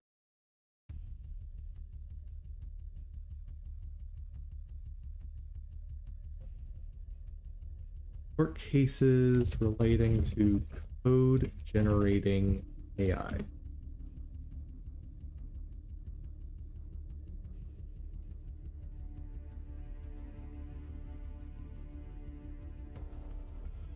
A class action lawsuit filed in the U.S. District Court of Northern District of California. Okay, so not great for stability, but let's see what it's about.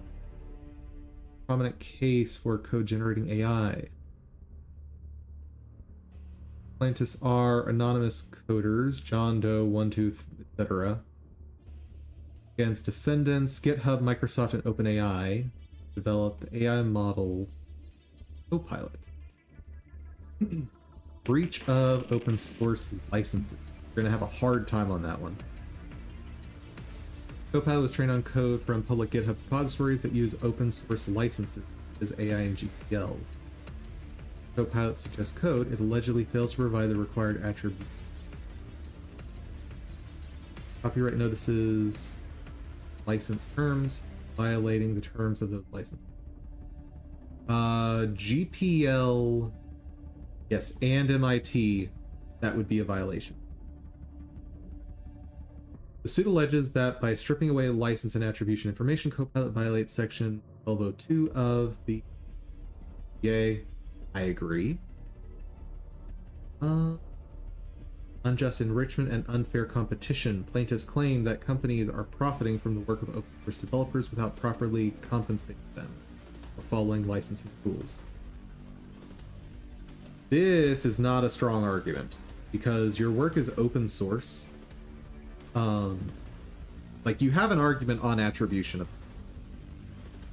but I don't think you can argue unjust enrichment because once your work is open source, there's nothing stopping a big or a small company from using your code. Now, obviously, if you're using one of the GPL licenses or one of the CC licenses that's like share alike, then you have some protections there against a big company profiting off of it, but that actually prevents anyone from profiting off of it.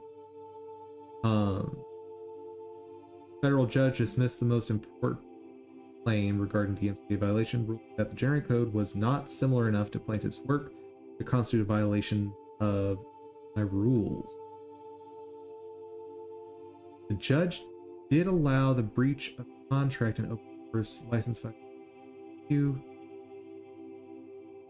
As of 2024, the case was certified for interlocutory appeals on specific DMCA question. Outcome of this appeal is likely set a current legal precedent. Yeah, no kidding. And basically, all of IT in, well, one, in this country, two, to an extent, the world, is waiting for rulings on these court cases.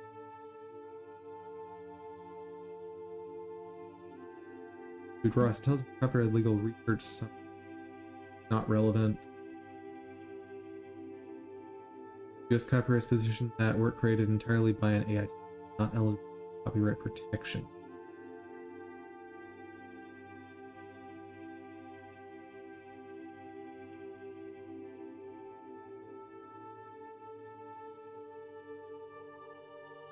Yeah, so the short answer is there's not enough answers for me to feel comfortable using AI in development yet. And I mean, right now, it's a gamble, right? If you jump into AI and the courts rule that AI is fine, then you're ahead of the game and you get all the profit that goes along with it. If you jump into that and the courts rule that AI is not fine, then you're legally liable for obscene amounts of money and you go under.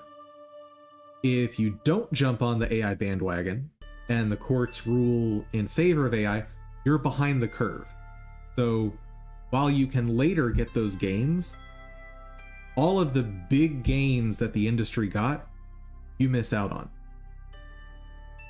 Alternatively, if the courts rule against AI in that situation, then you're ahead of the entire industry in terms of not having to recreate everything without AI. Yeah, it's a big mess. And honestly, we just desperately need these courts to finish these cases. Like, we need rulings.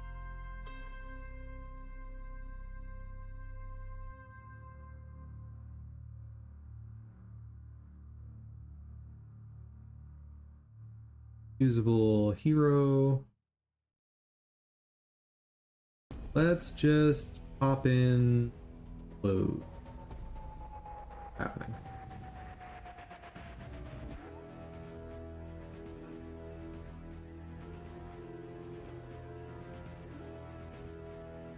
Against?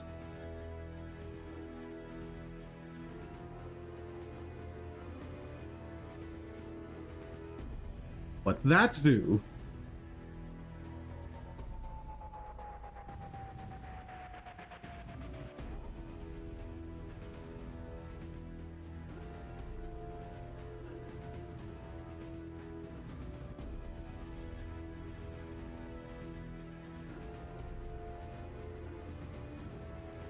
Yeah, this will be a lot more streamlined if I go this route and decide to export as GLB. Since instead of having a bunch of duplicate assets, I'll just be exporting individual models from each of these files. If that's what I end up doing. which is, you know, a big if.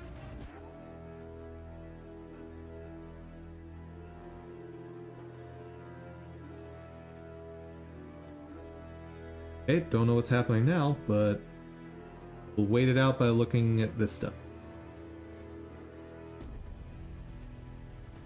They're all from Game Dev Market? No, we're on Itch.io.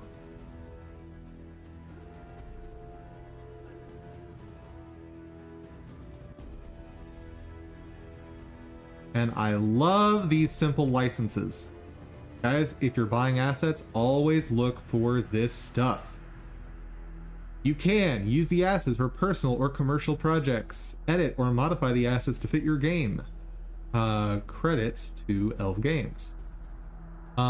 They missed something here. They need to say whether or not this is required. Because it says you can do this. It doesn't say you're required to. Use on training generative AI. Okay, use crypto NFT. Resell the asset pack unmodified. Claim the asset pack is...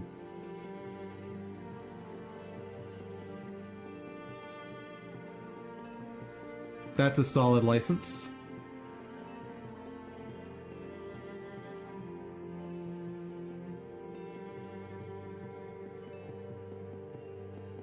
But unfortunately for this author, I already have all my assets.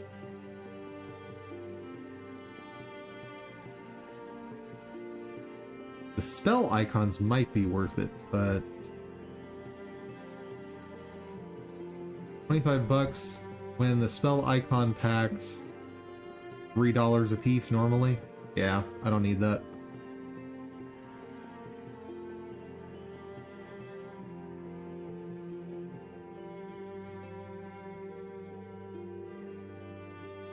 And like this one, this might be worth purchasing, but I don't need to buy the package for this. Or the bundle, I should say. Yep, super solid pack for... and let me just double check to make sure that these are all from the same... They are not, so let's double check. Oh, this is from Elf Games.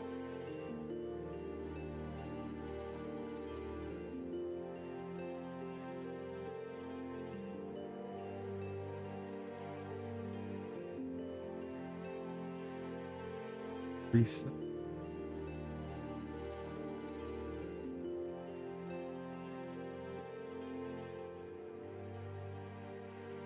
I think this license holds up solid, but I would rephrase some of this to be a bit more clear. Like, this non-complete sentence here. Resell these asset packs not even modified.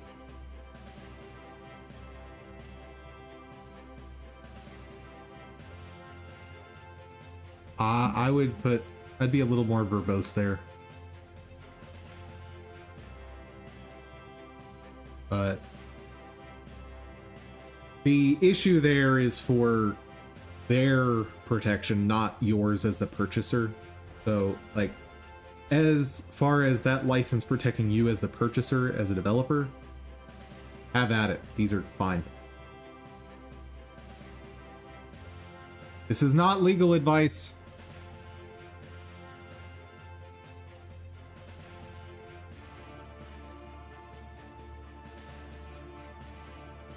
It's so dumb that I have to say that.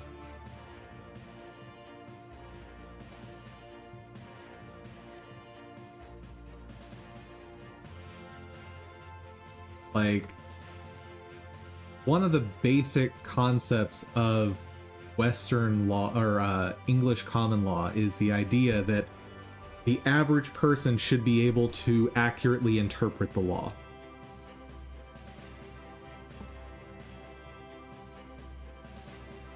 But that's just...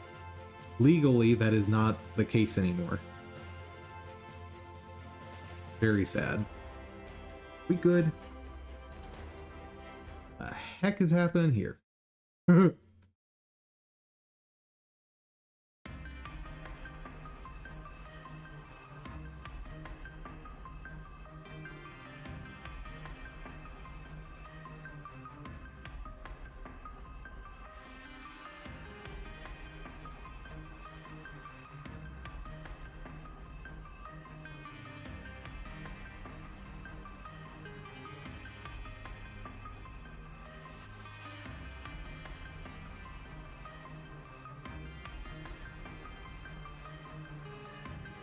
Yeah, I think I may have overcomplicated.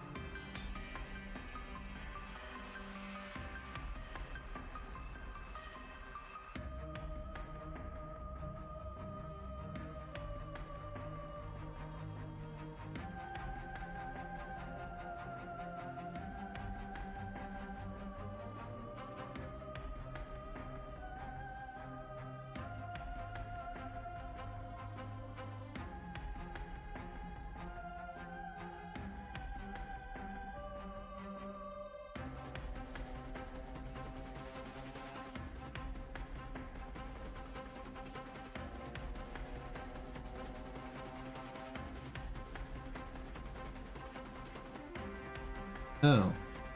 That actually imports the whole scene. Gross.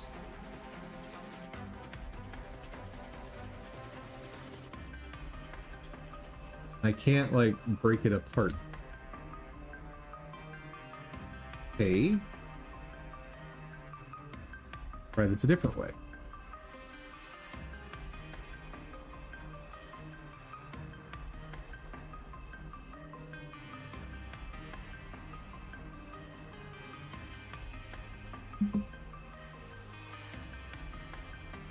Um...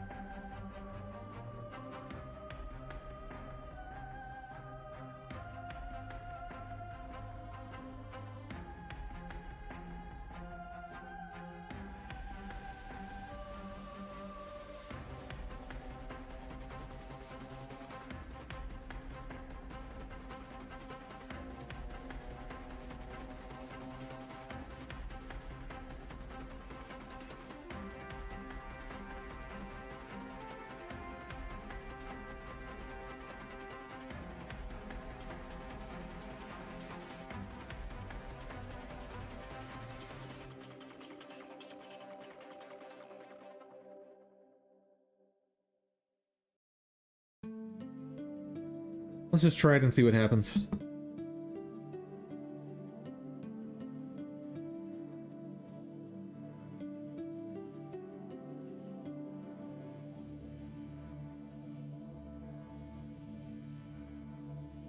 Where's my export?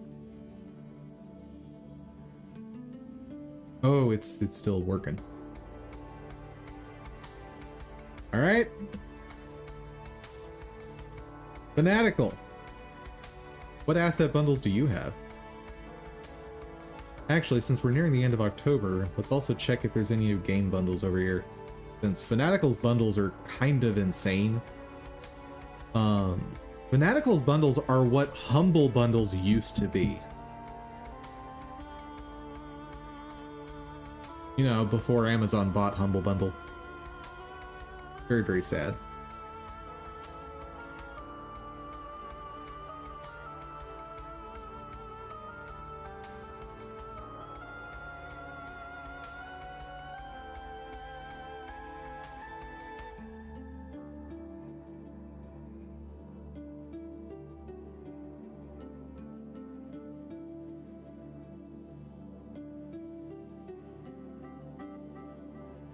Pro. Sounds of horror. Not useful for my game, unfortunately. Programming. Nope.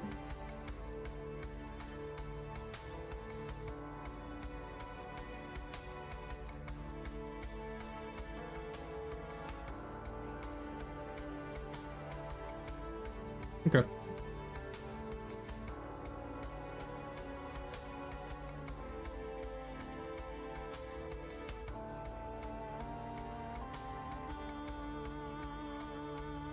Anything I care about from Capcom. Sometimes I like their stuff. But today is not one of those times.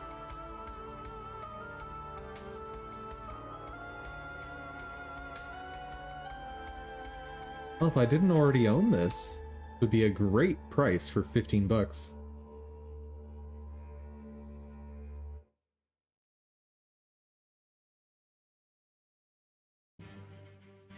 Honestly, this product is a very good deal.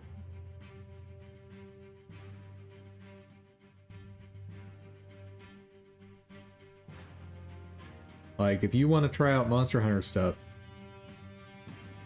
that's an awesome bundle.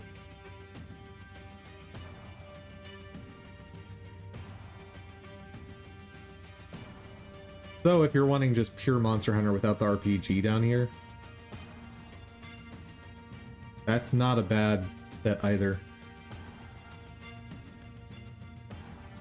As far as the Ace Attorney games, you guys are on your own. I know nothing about those. I've never had any interest in those.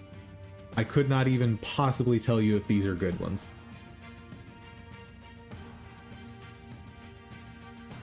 Bethesda stuff. Ah yes, the games that everybody already owns. So there's no real way to pick out things in this bundle. Unless you've just been under a rock forever.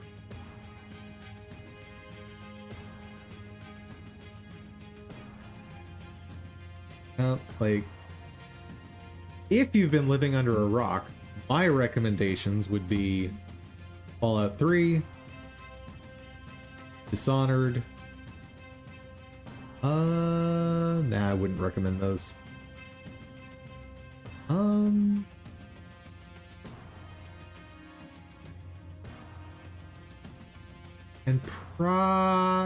maybe Death of the Outsider.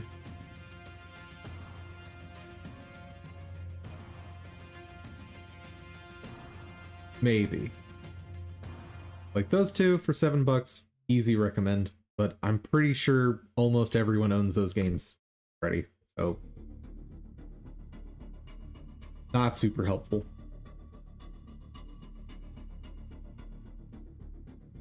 Ooh.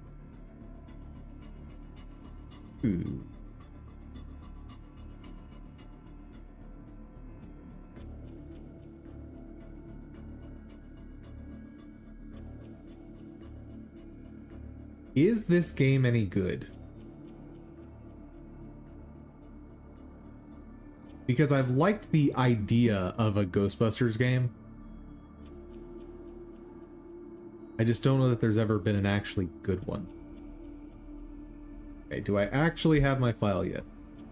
Pretty please. Yes. Let's get that imported. Oh boy.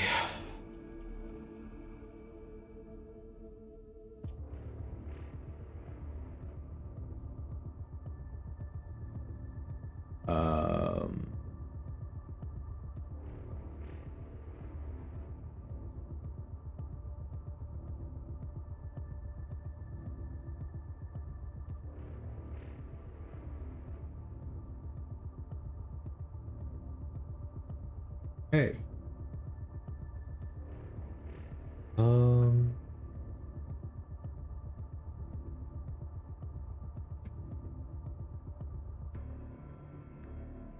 I think I want to put that.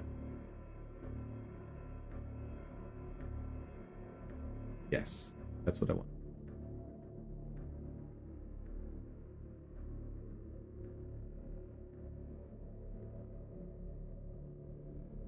That.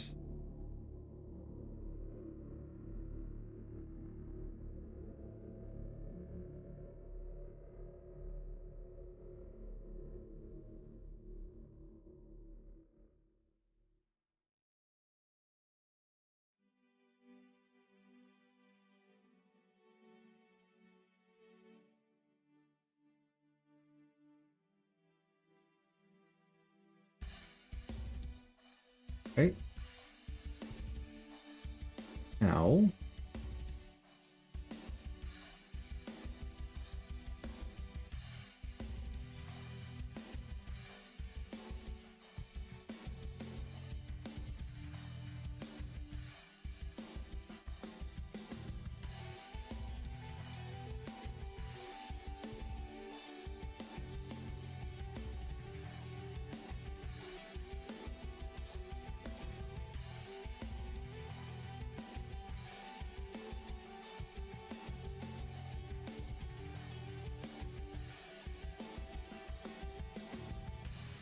Okay, so rotation would be very easy to replicate.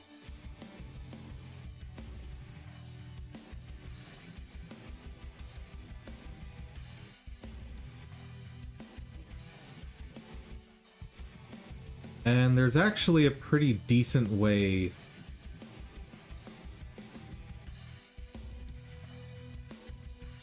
No, that's not a decent way to replicate the reduced frame rate.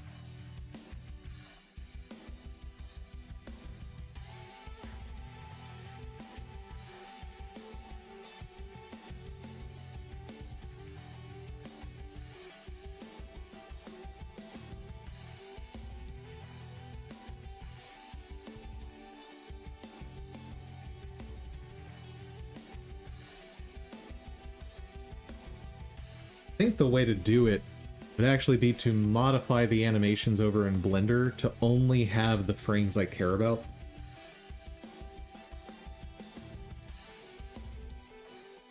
the heck is happening here?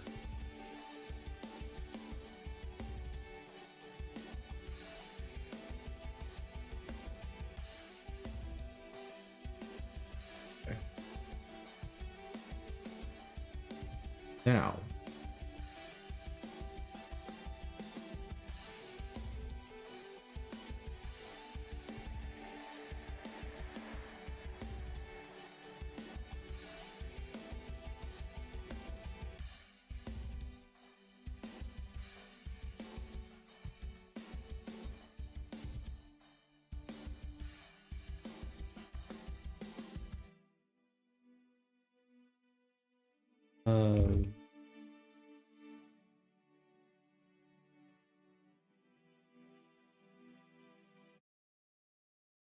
that should not be a 3D.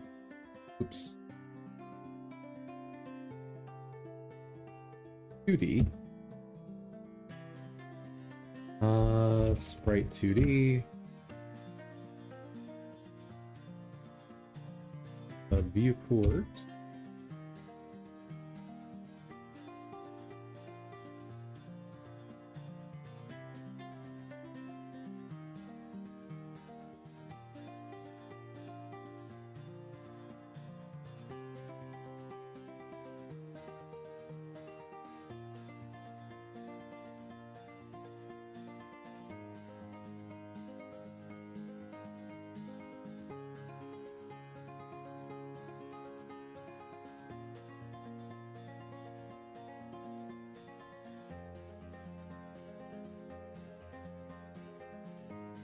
That's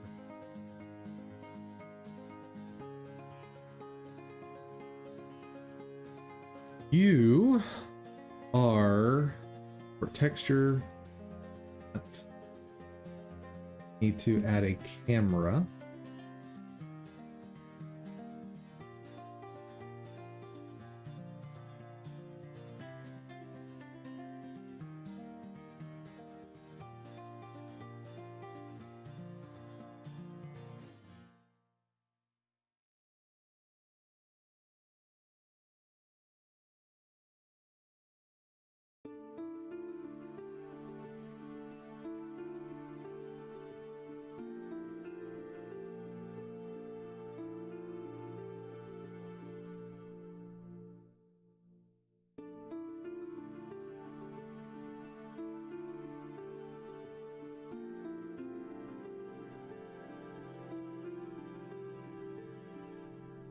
Really, for editing purposes, can I just take this whole monstrosity, put it in here? Yes, I can. Awesome.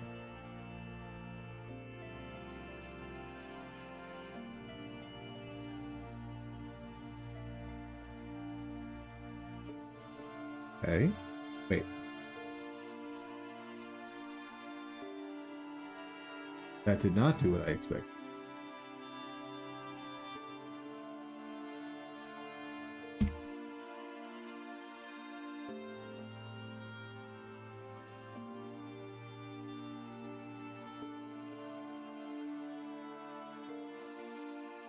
That's what I expected to see.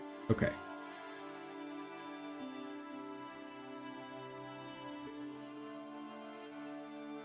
And let's add a camera.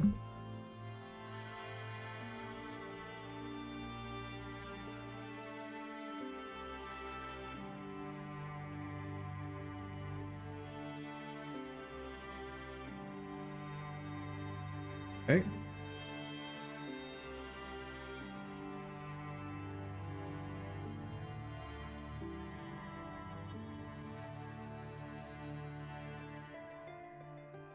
Transparent background. Nice. Now, here's the part where things get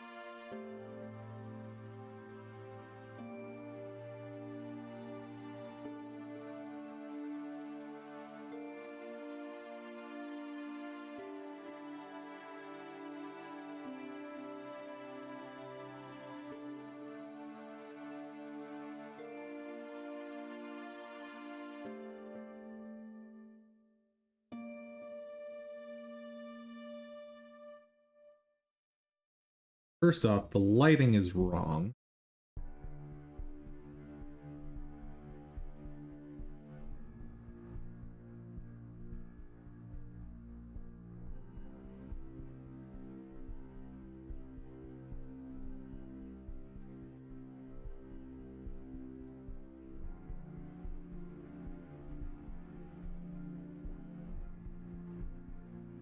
Question.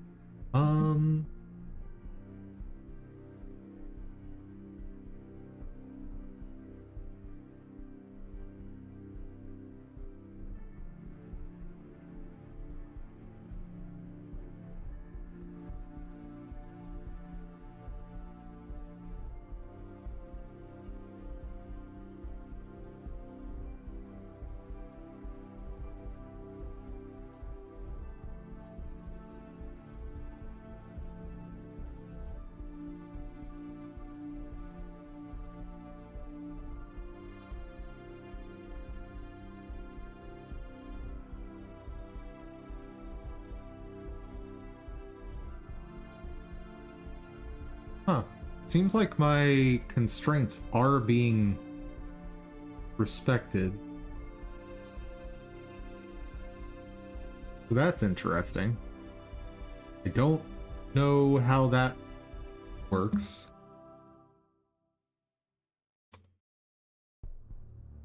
Now, how do I get...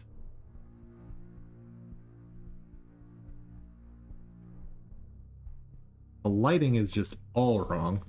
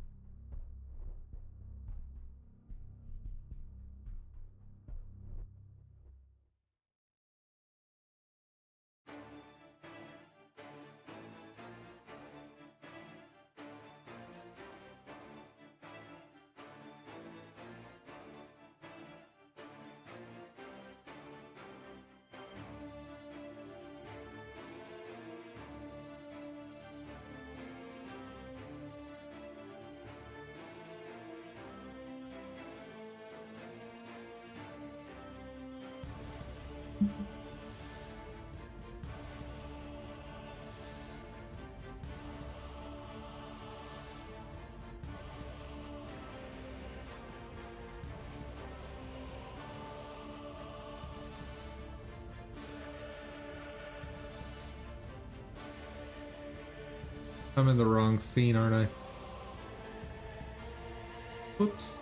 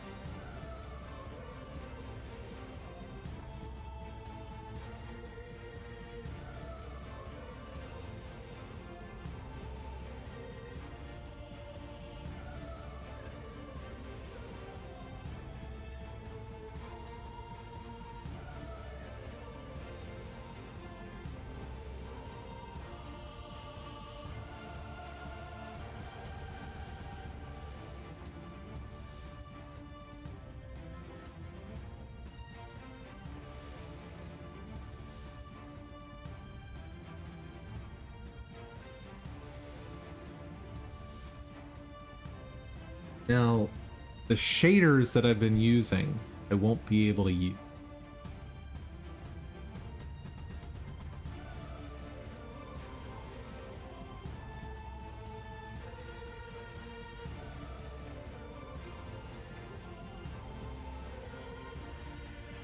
What does any of this mean?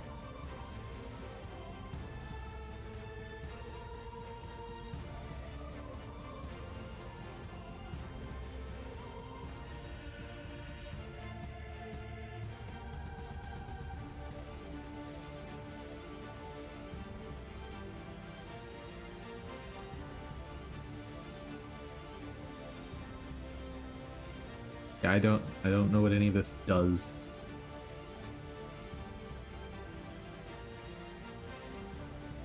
Because it doesn't seem to have any effect.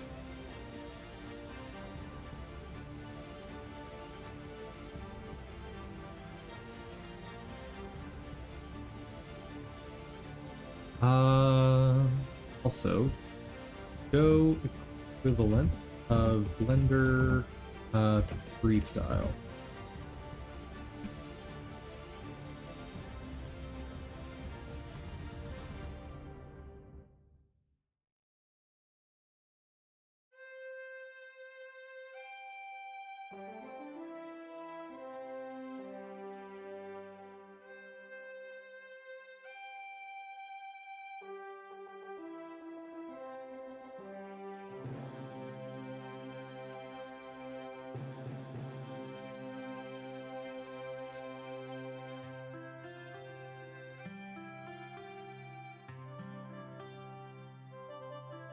Most popular way of taking this effect is to duplicate the desired mesh.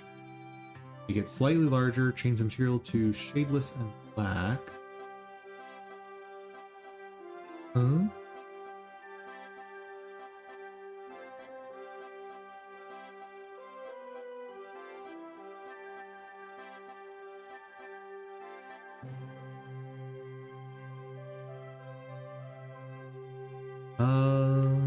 Material.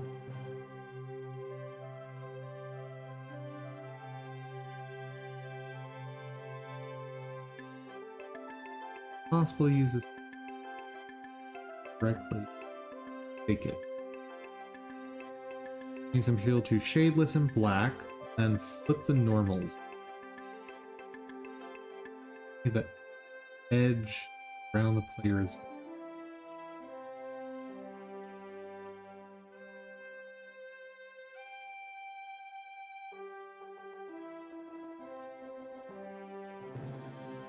Huh.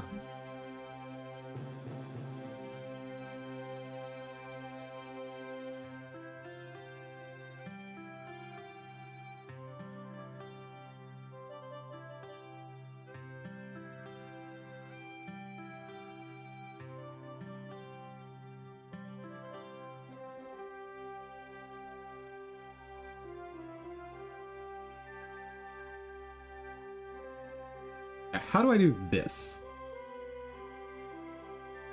Oh dear. MIT license.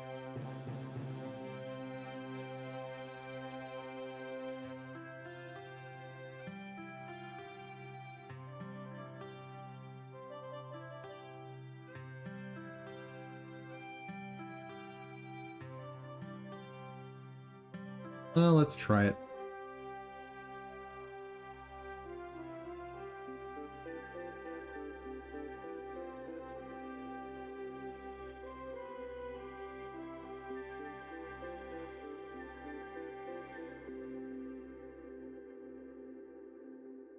Also, directional light, gotta be some options on here to soften the shadow.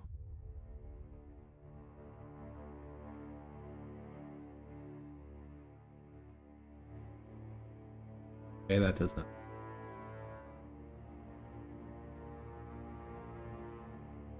That does nothing. I don't want the energy that high, obviously, but it'll help me figure out what's going on.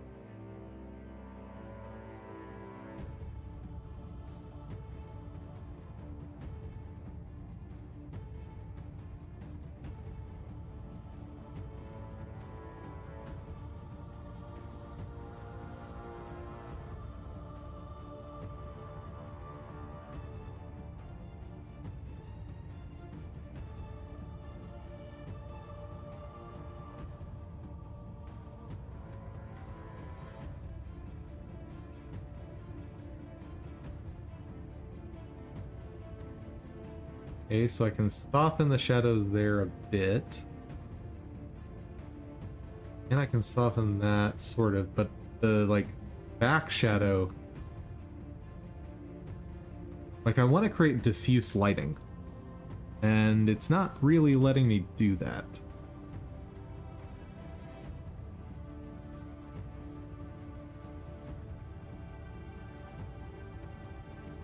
Oh. Now that's working. Okay.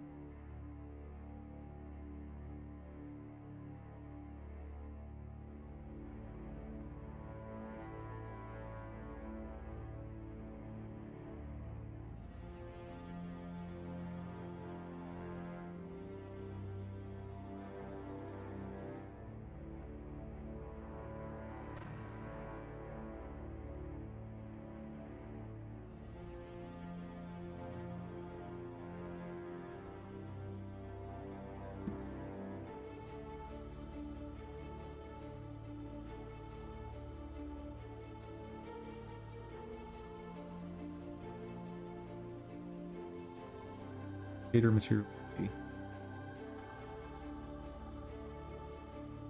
Not.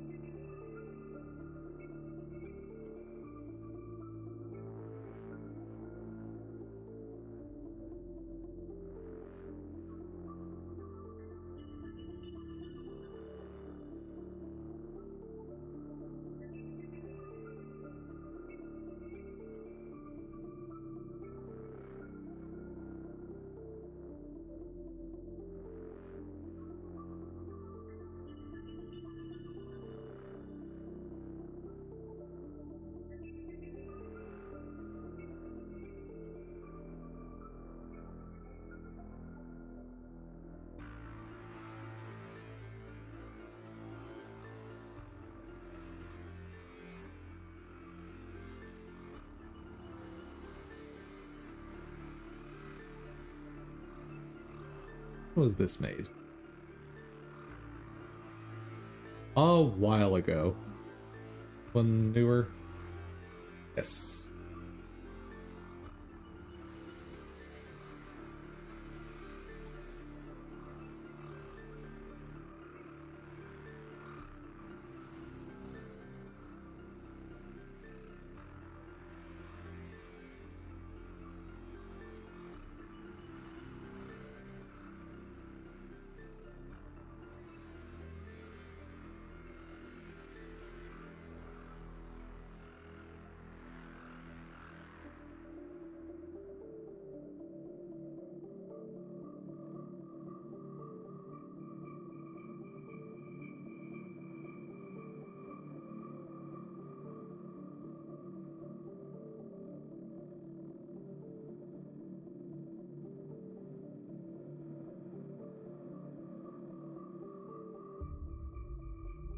Good heavens.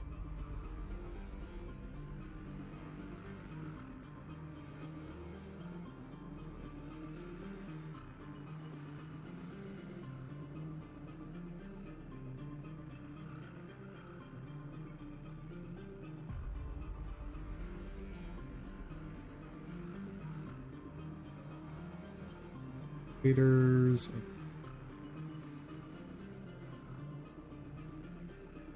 Base cell shader.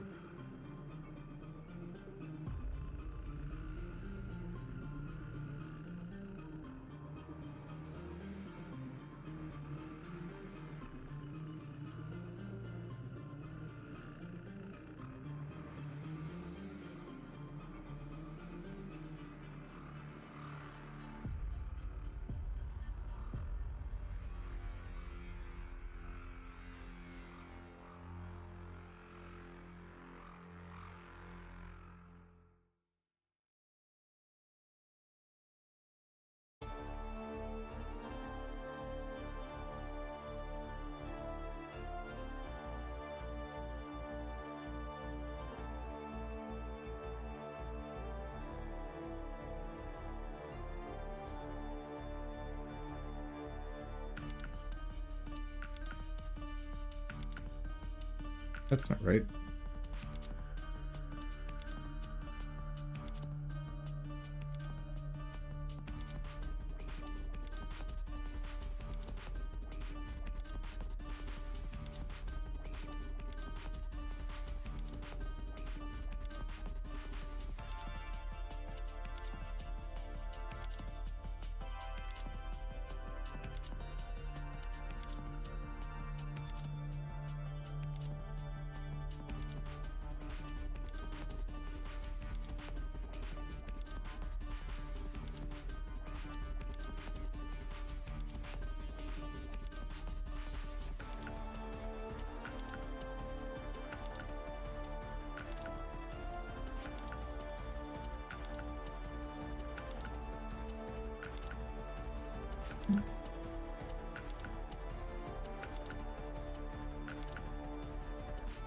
Global uniform W curve does not exist. Created in projects thing.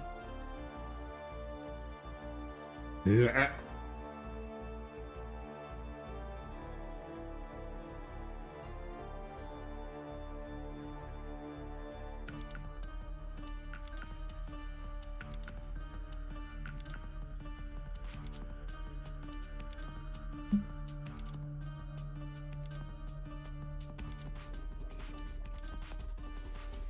How?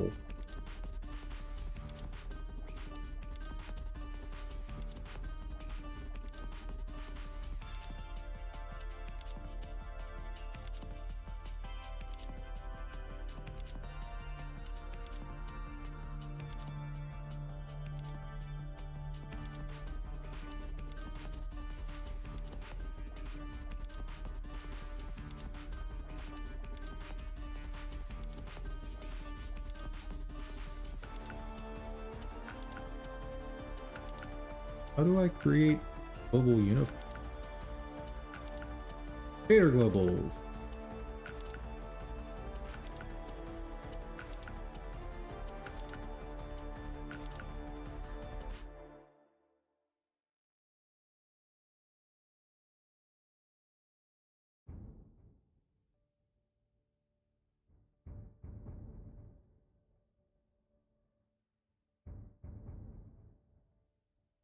but it does exist.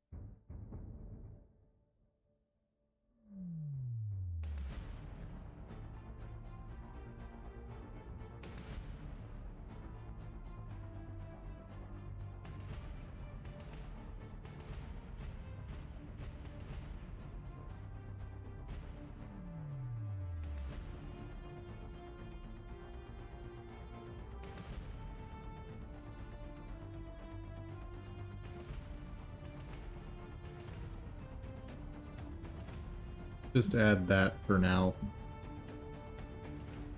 Just so it has something.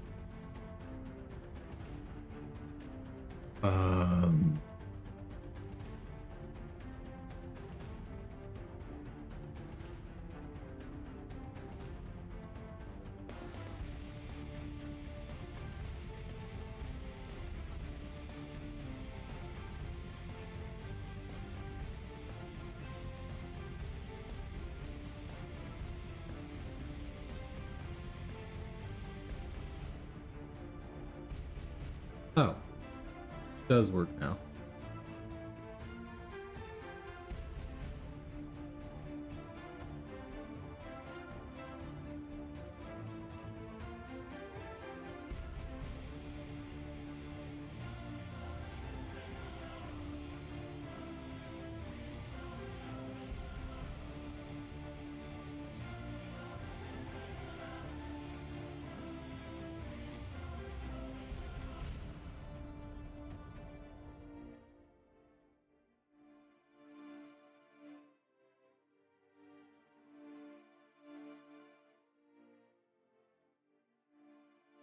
Now happy. Definition of secular amount.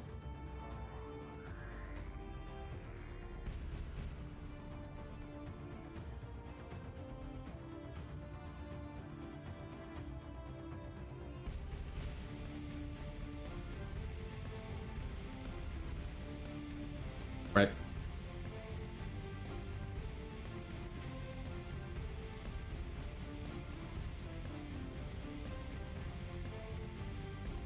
Okay, this makes no sense now.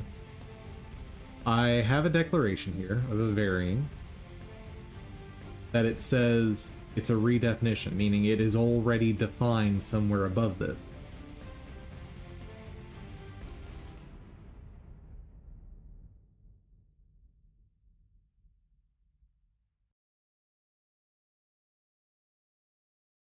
That does not seem to be true. And if I comment it out, then it says that specular amount is unidentified. Or unknown identifier, meaning it hasn't been declared. So, what?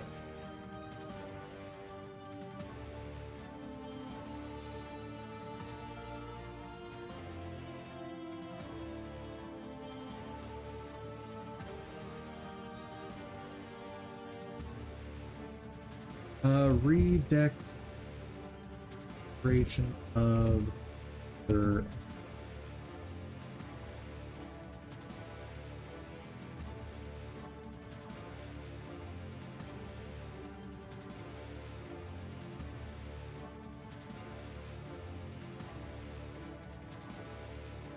redefinition.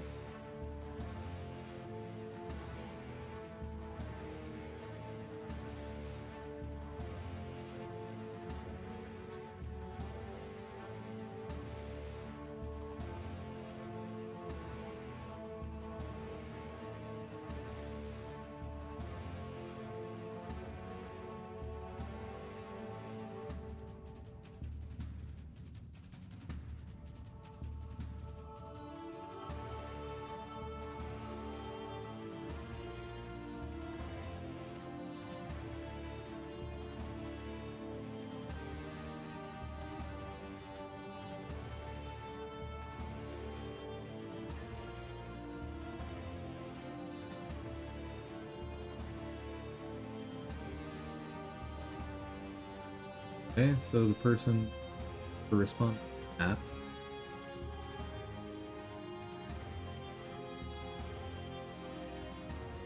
person applied anywhere in here. Yes.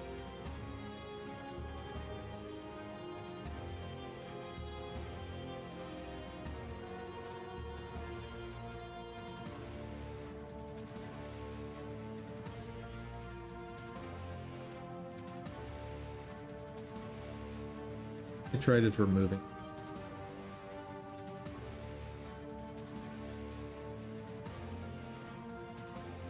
Okay. Something is happening.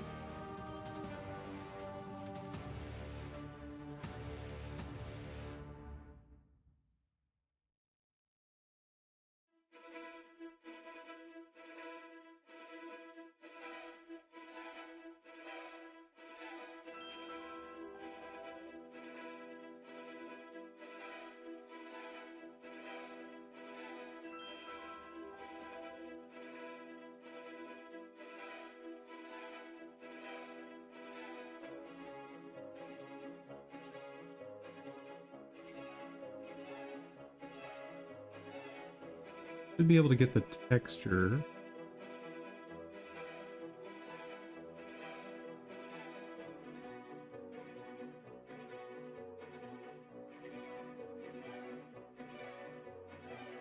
Ooh, the material 3. Huh.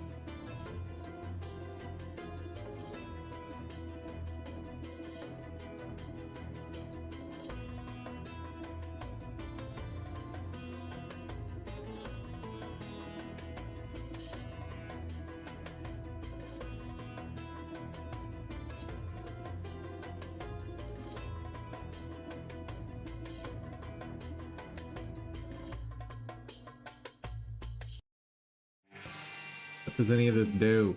I don't understand.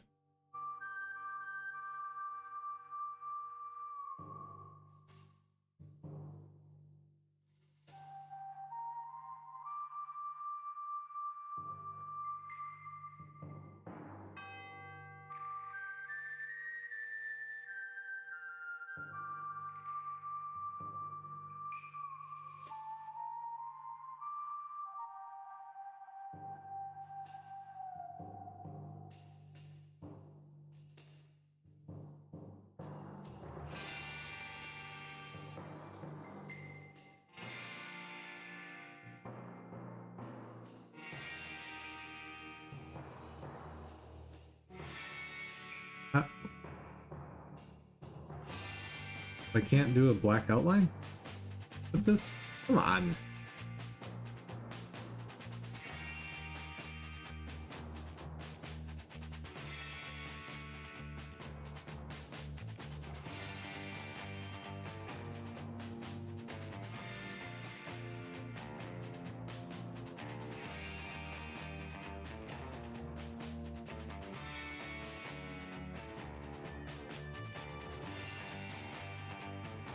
And that does not seem to be having an effect.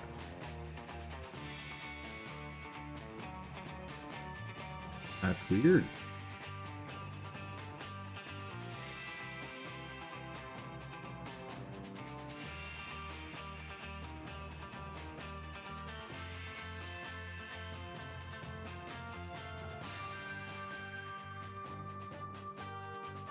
Uh, 3D shader not showing in the view.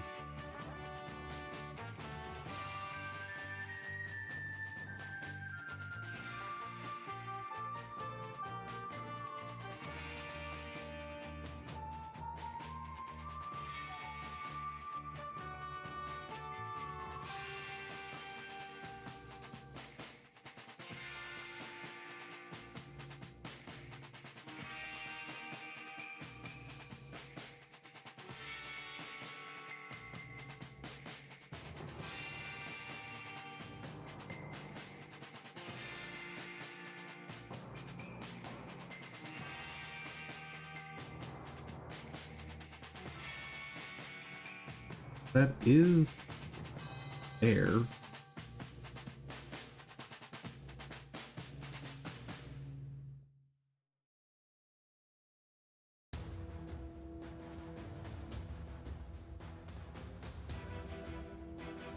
The heck?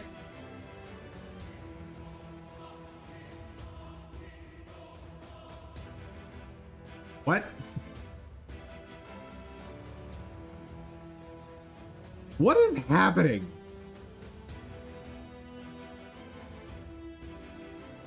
Oh, and now it's just all kinds of wrong.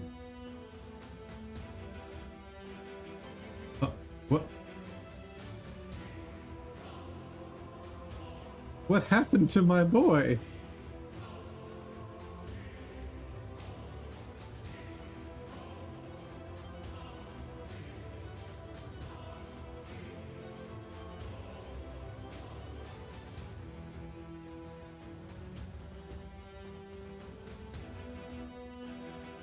No, seriously, what the heck?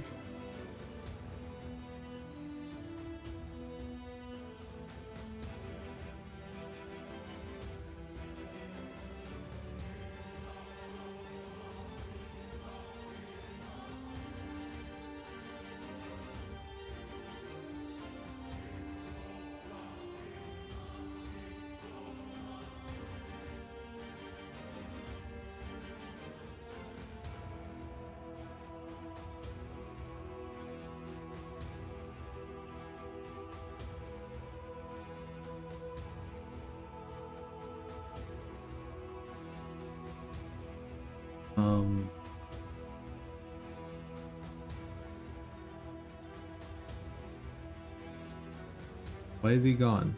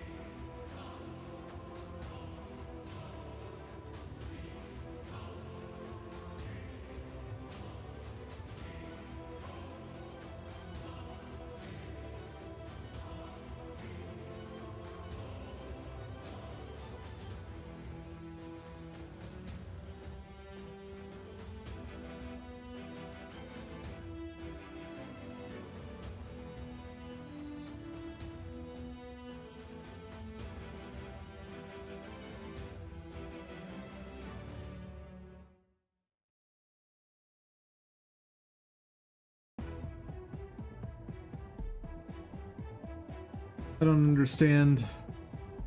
I don't understand at all. Like, what the heck happened?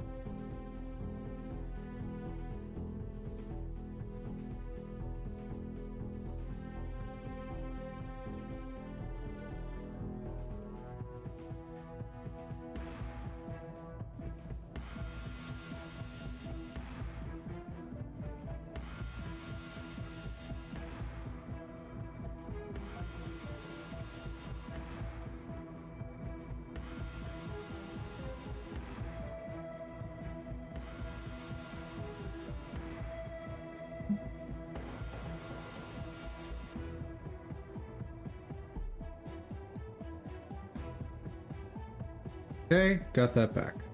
Awesome.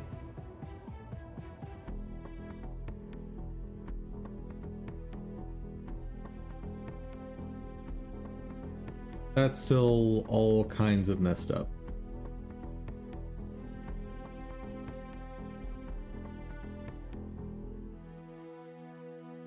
I am so lost. But now it's working?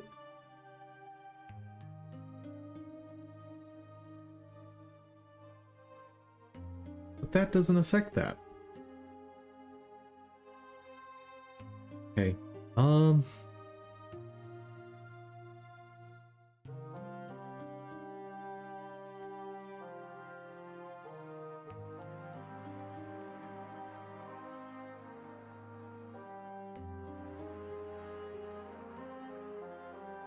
Really just...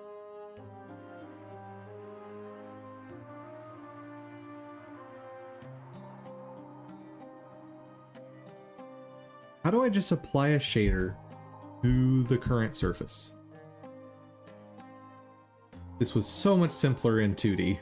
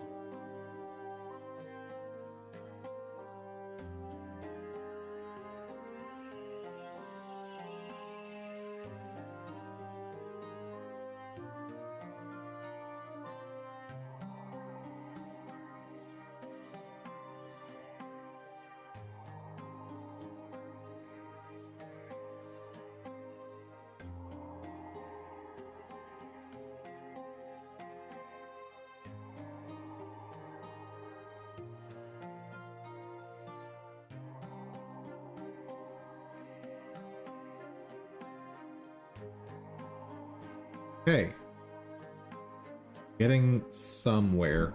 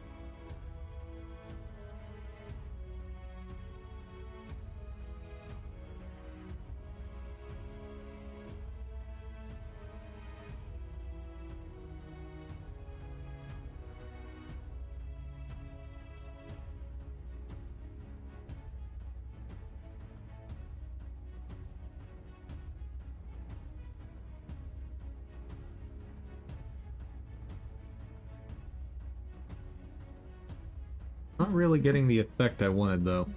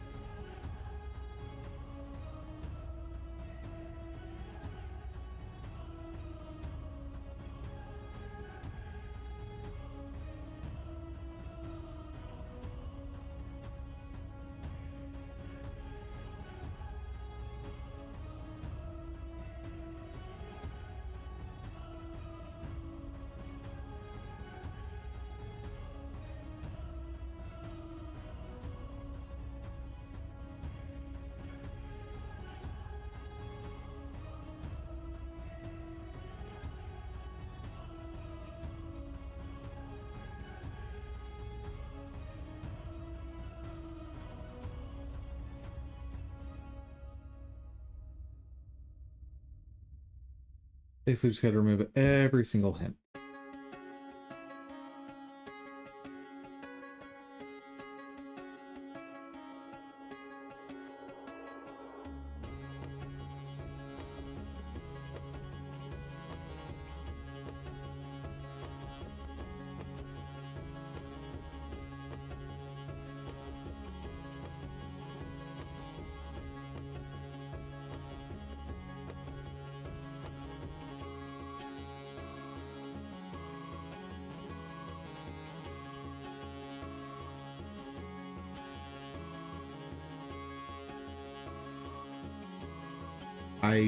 Yeah, I don't know how to modify that.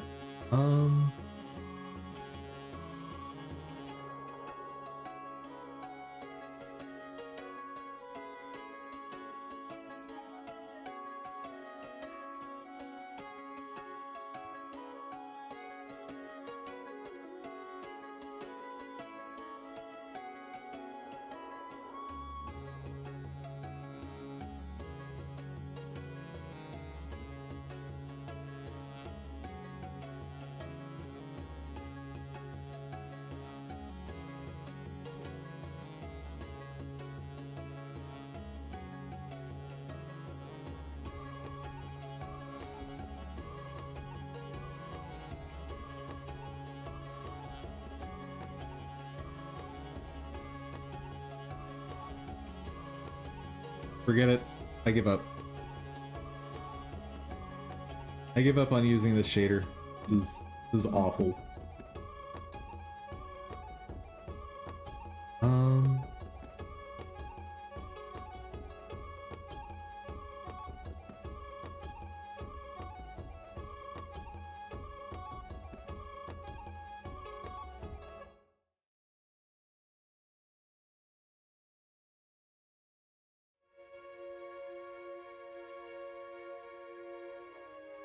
Gotta be someone else.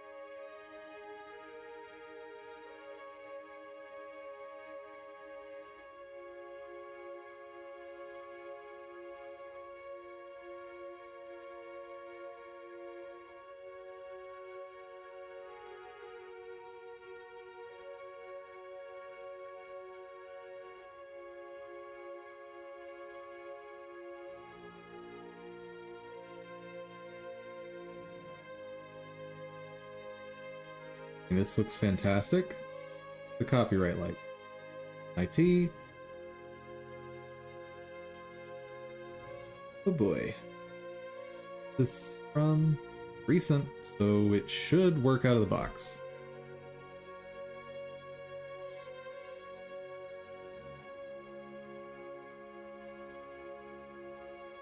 Oh, that is slightly more promising.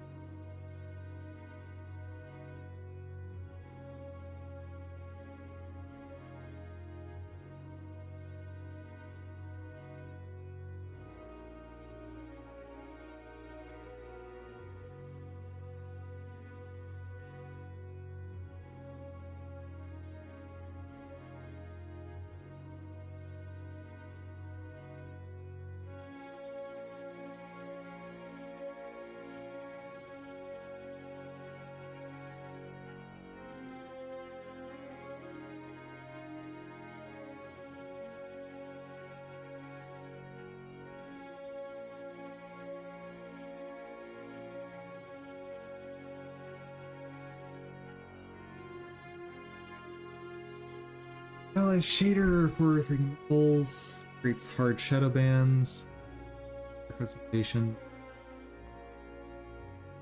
But how do I actually use it?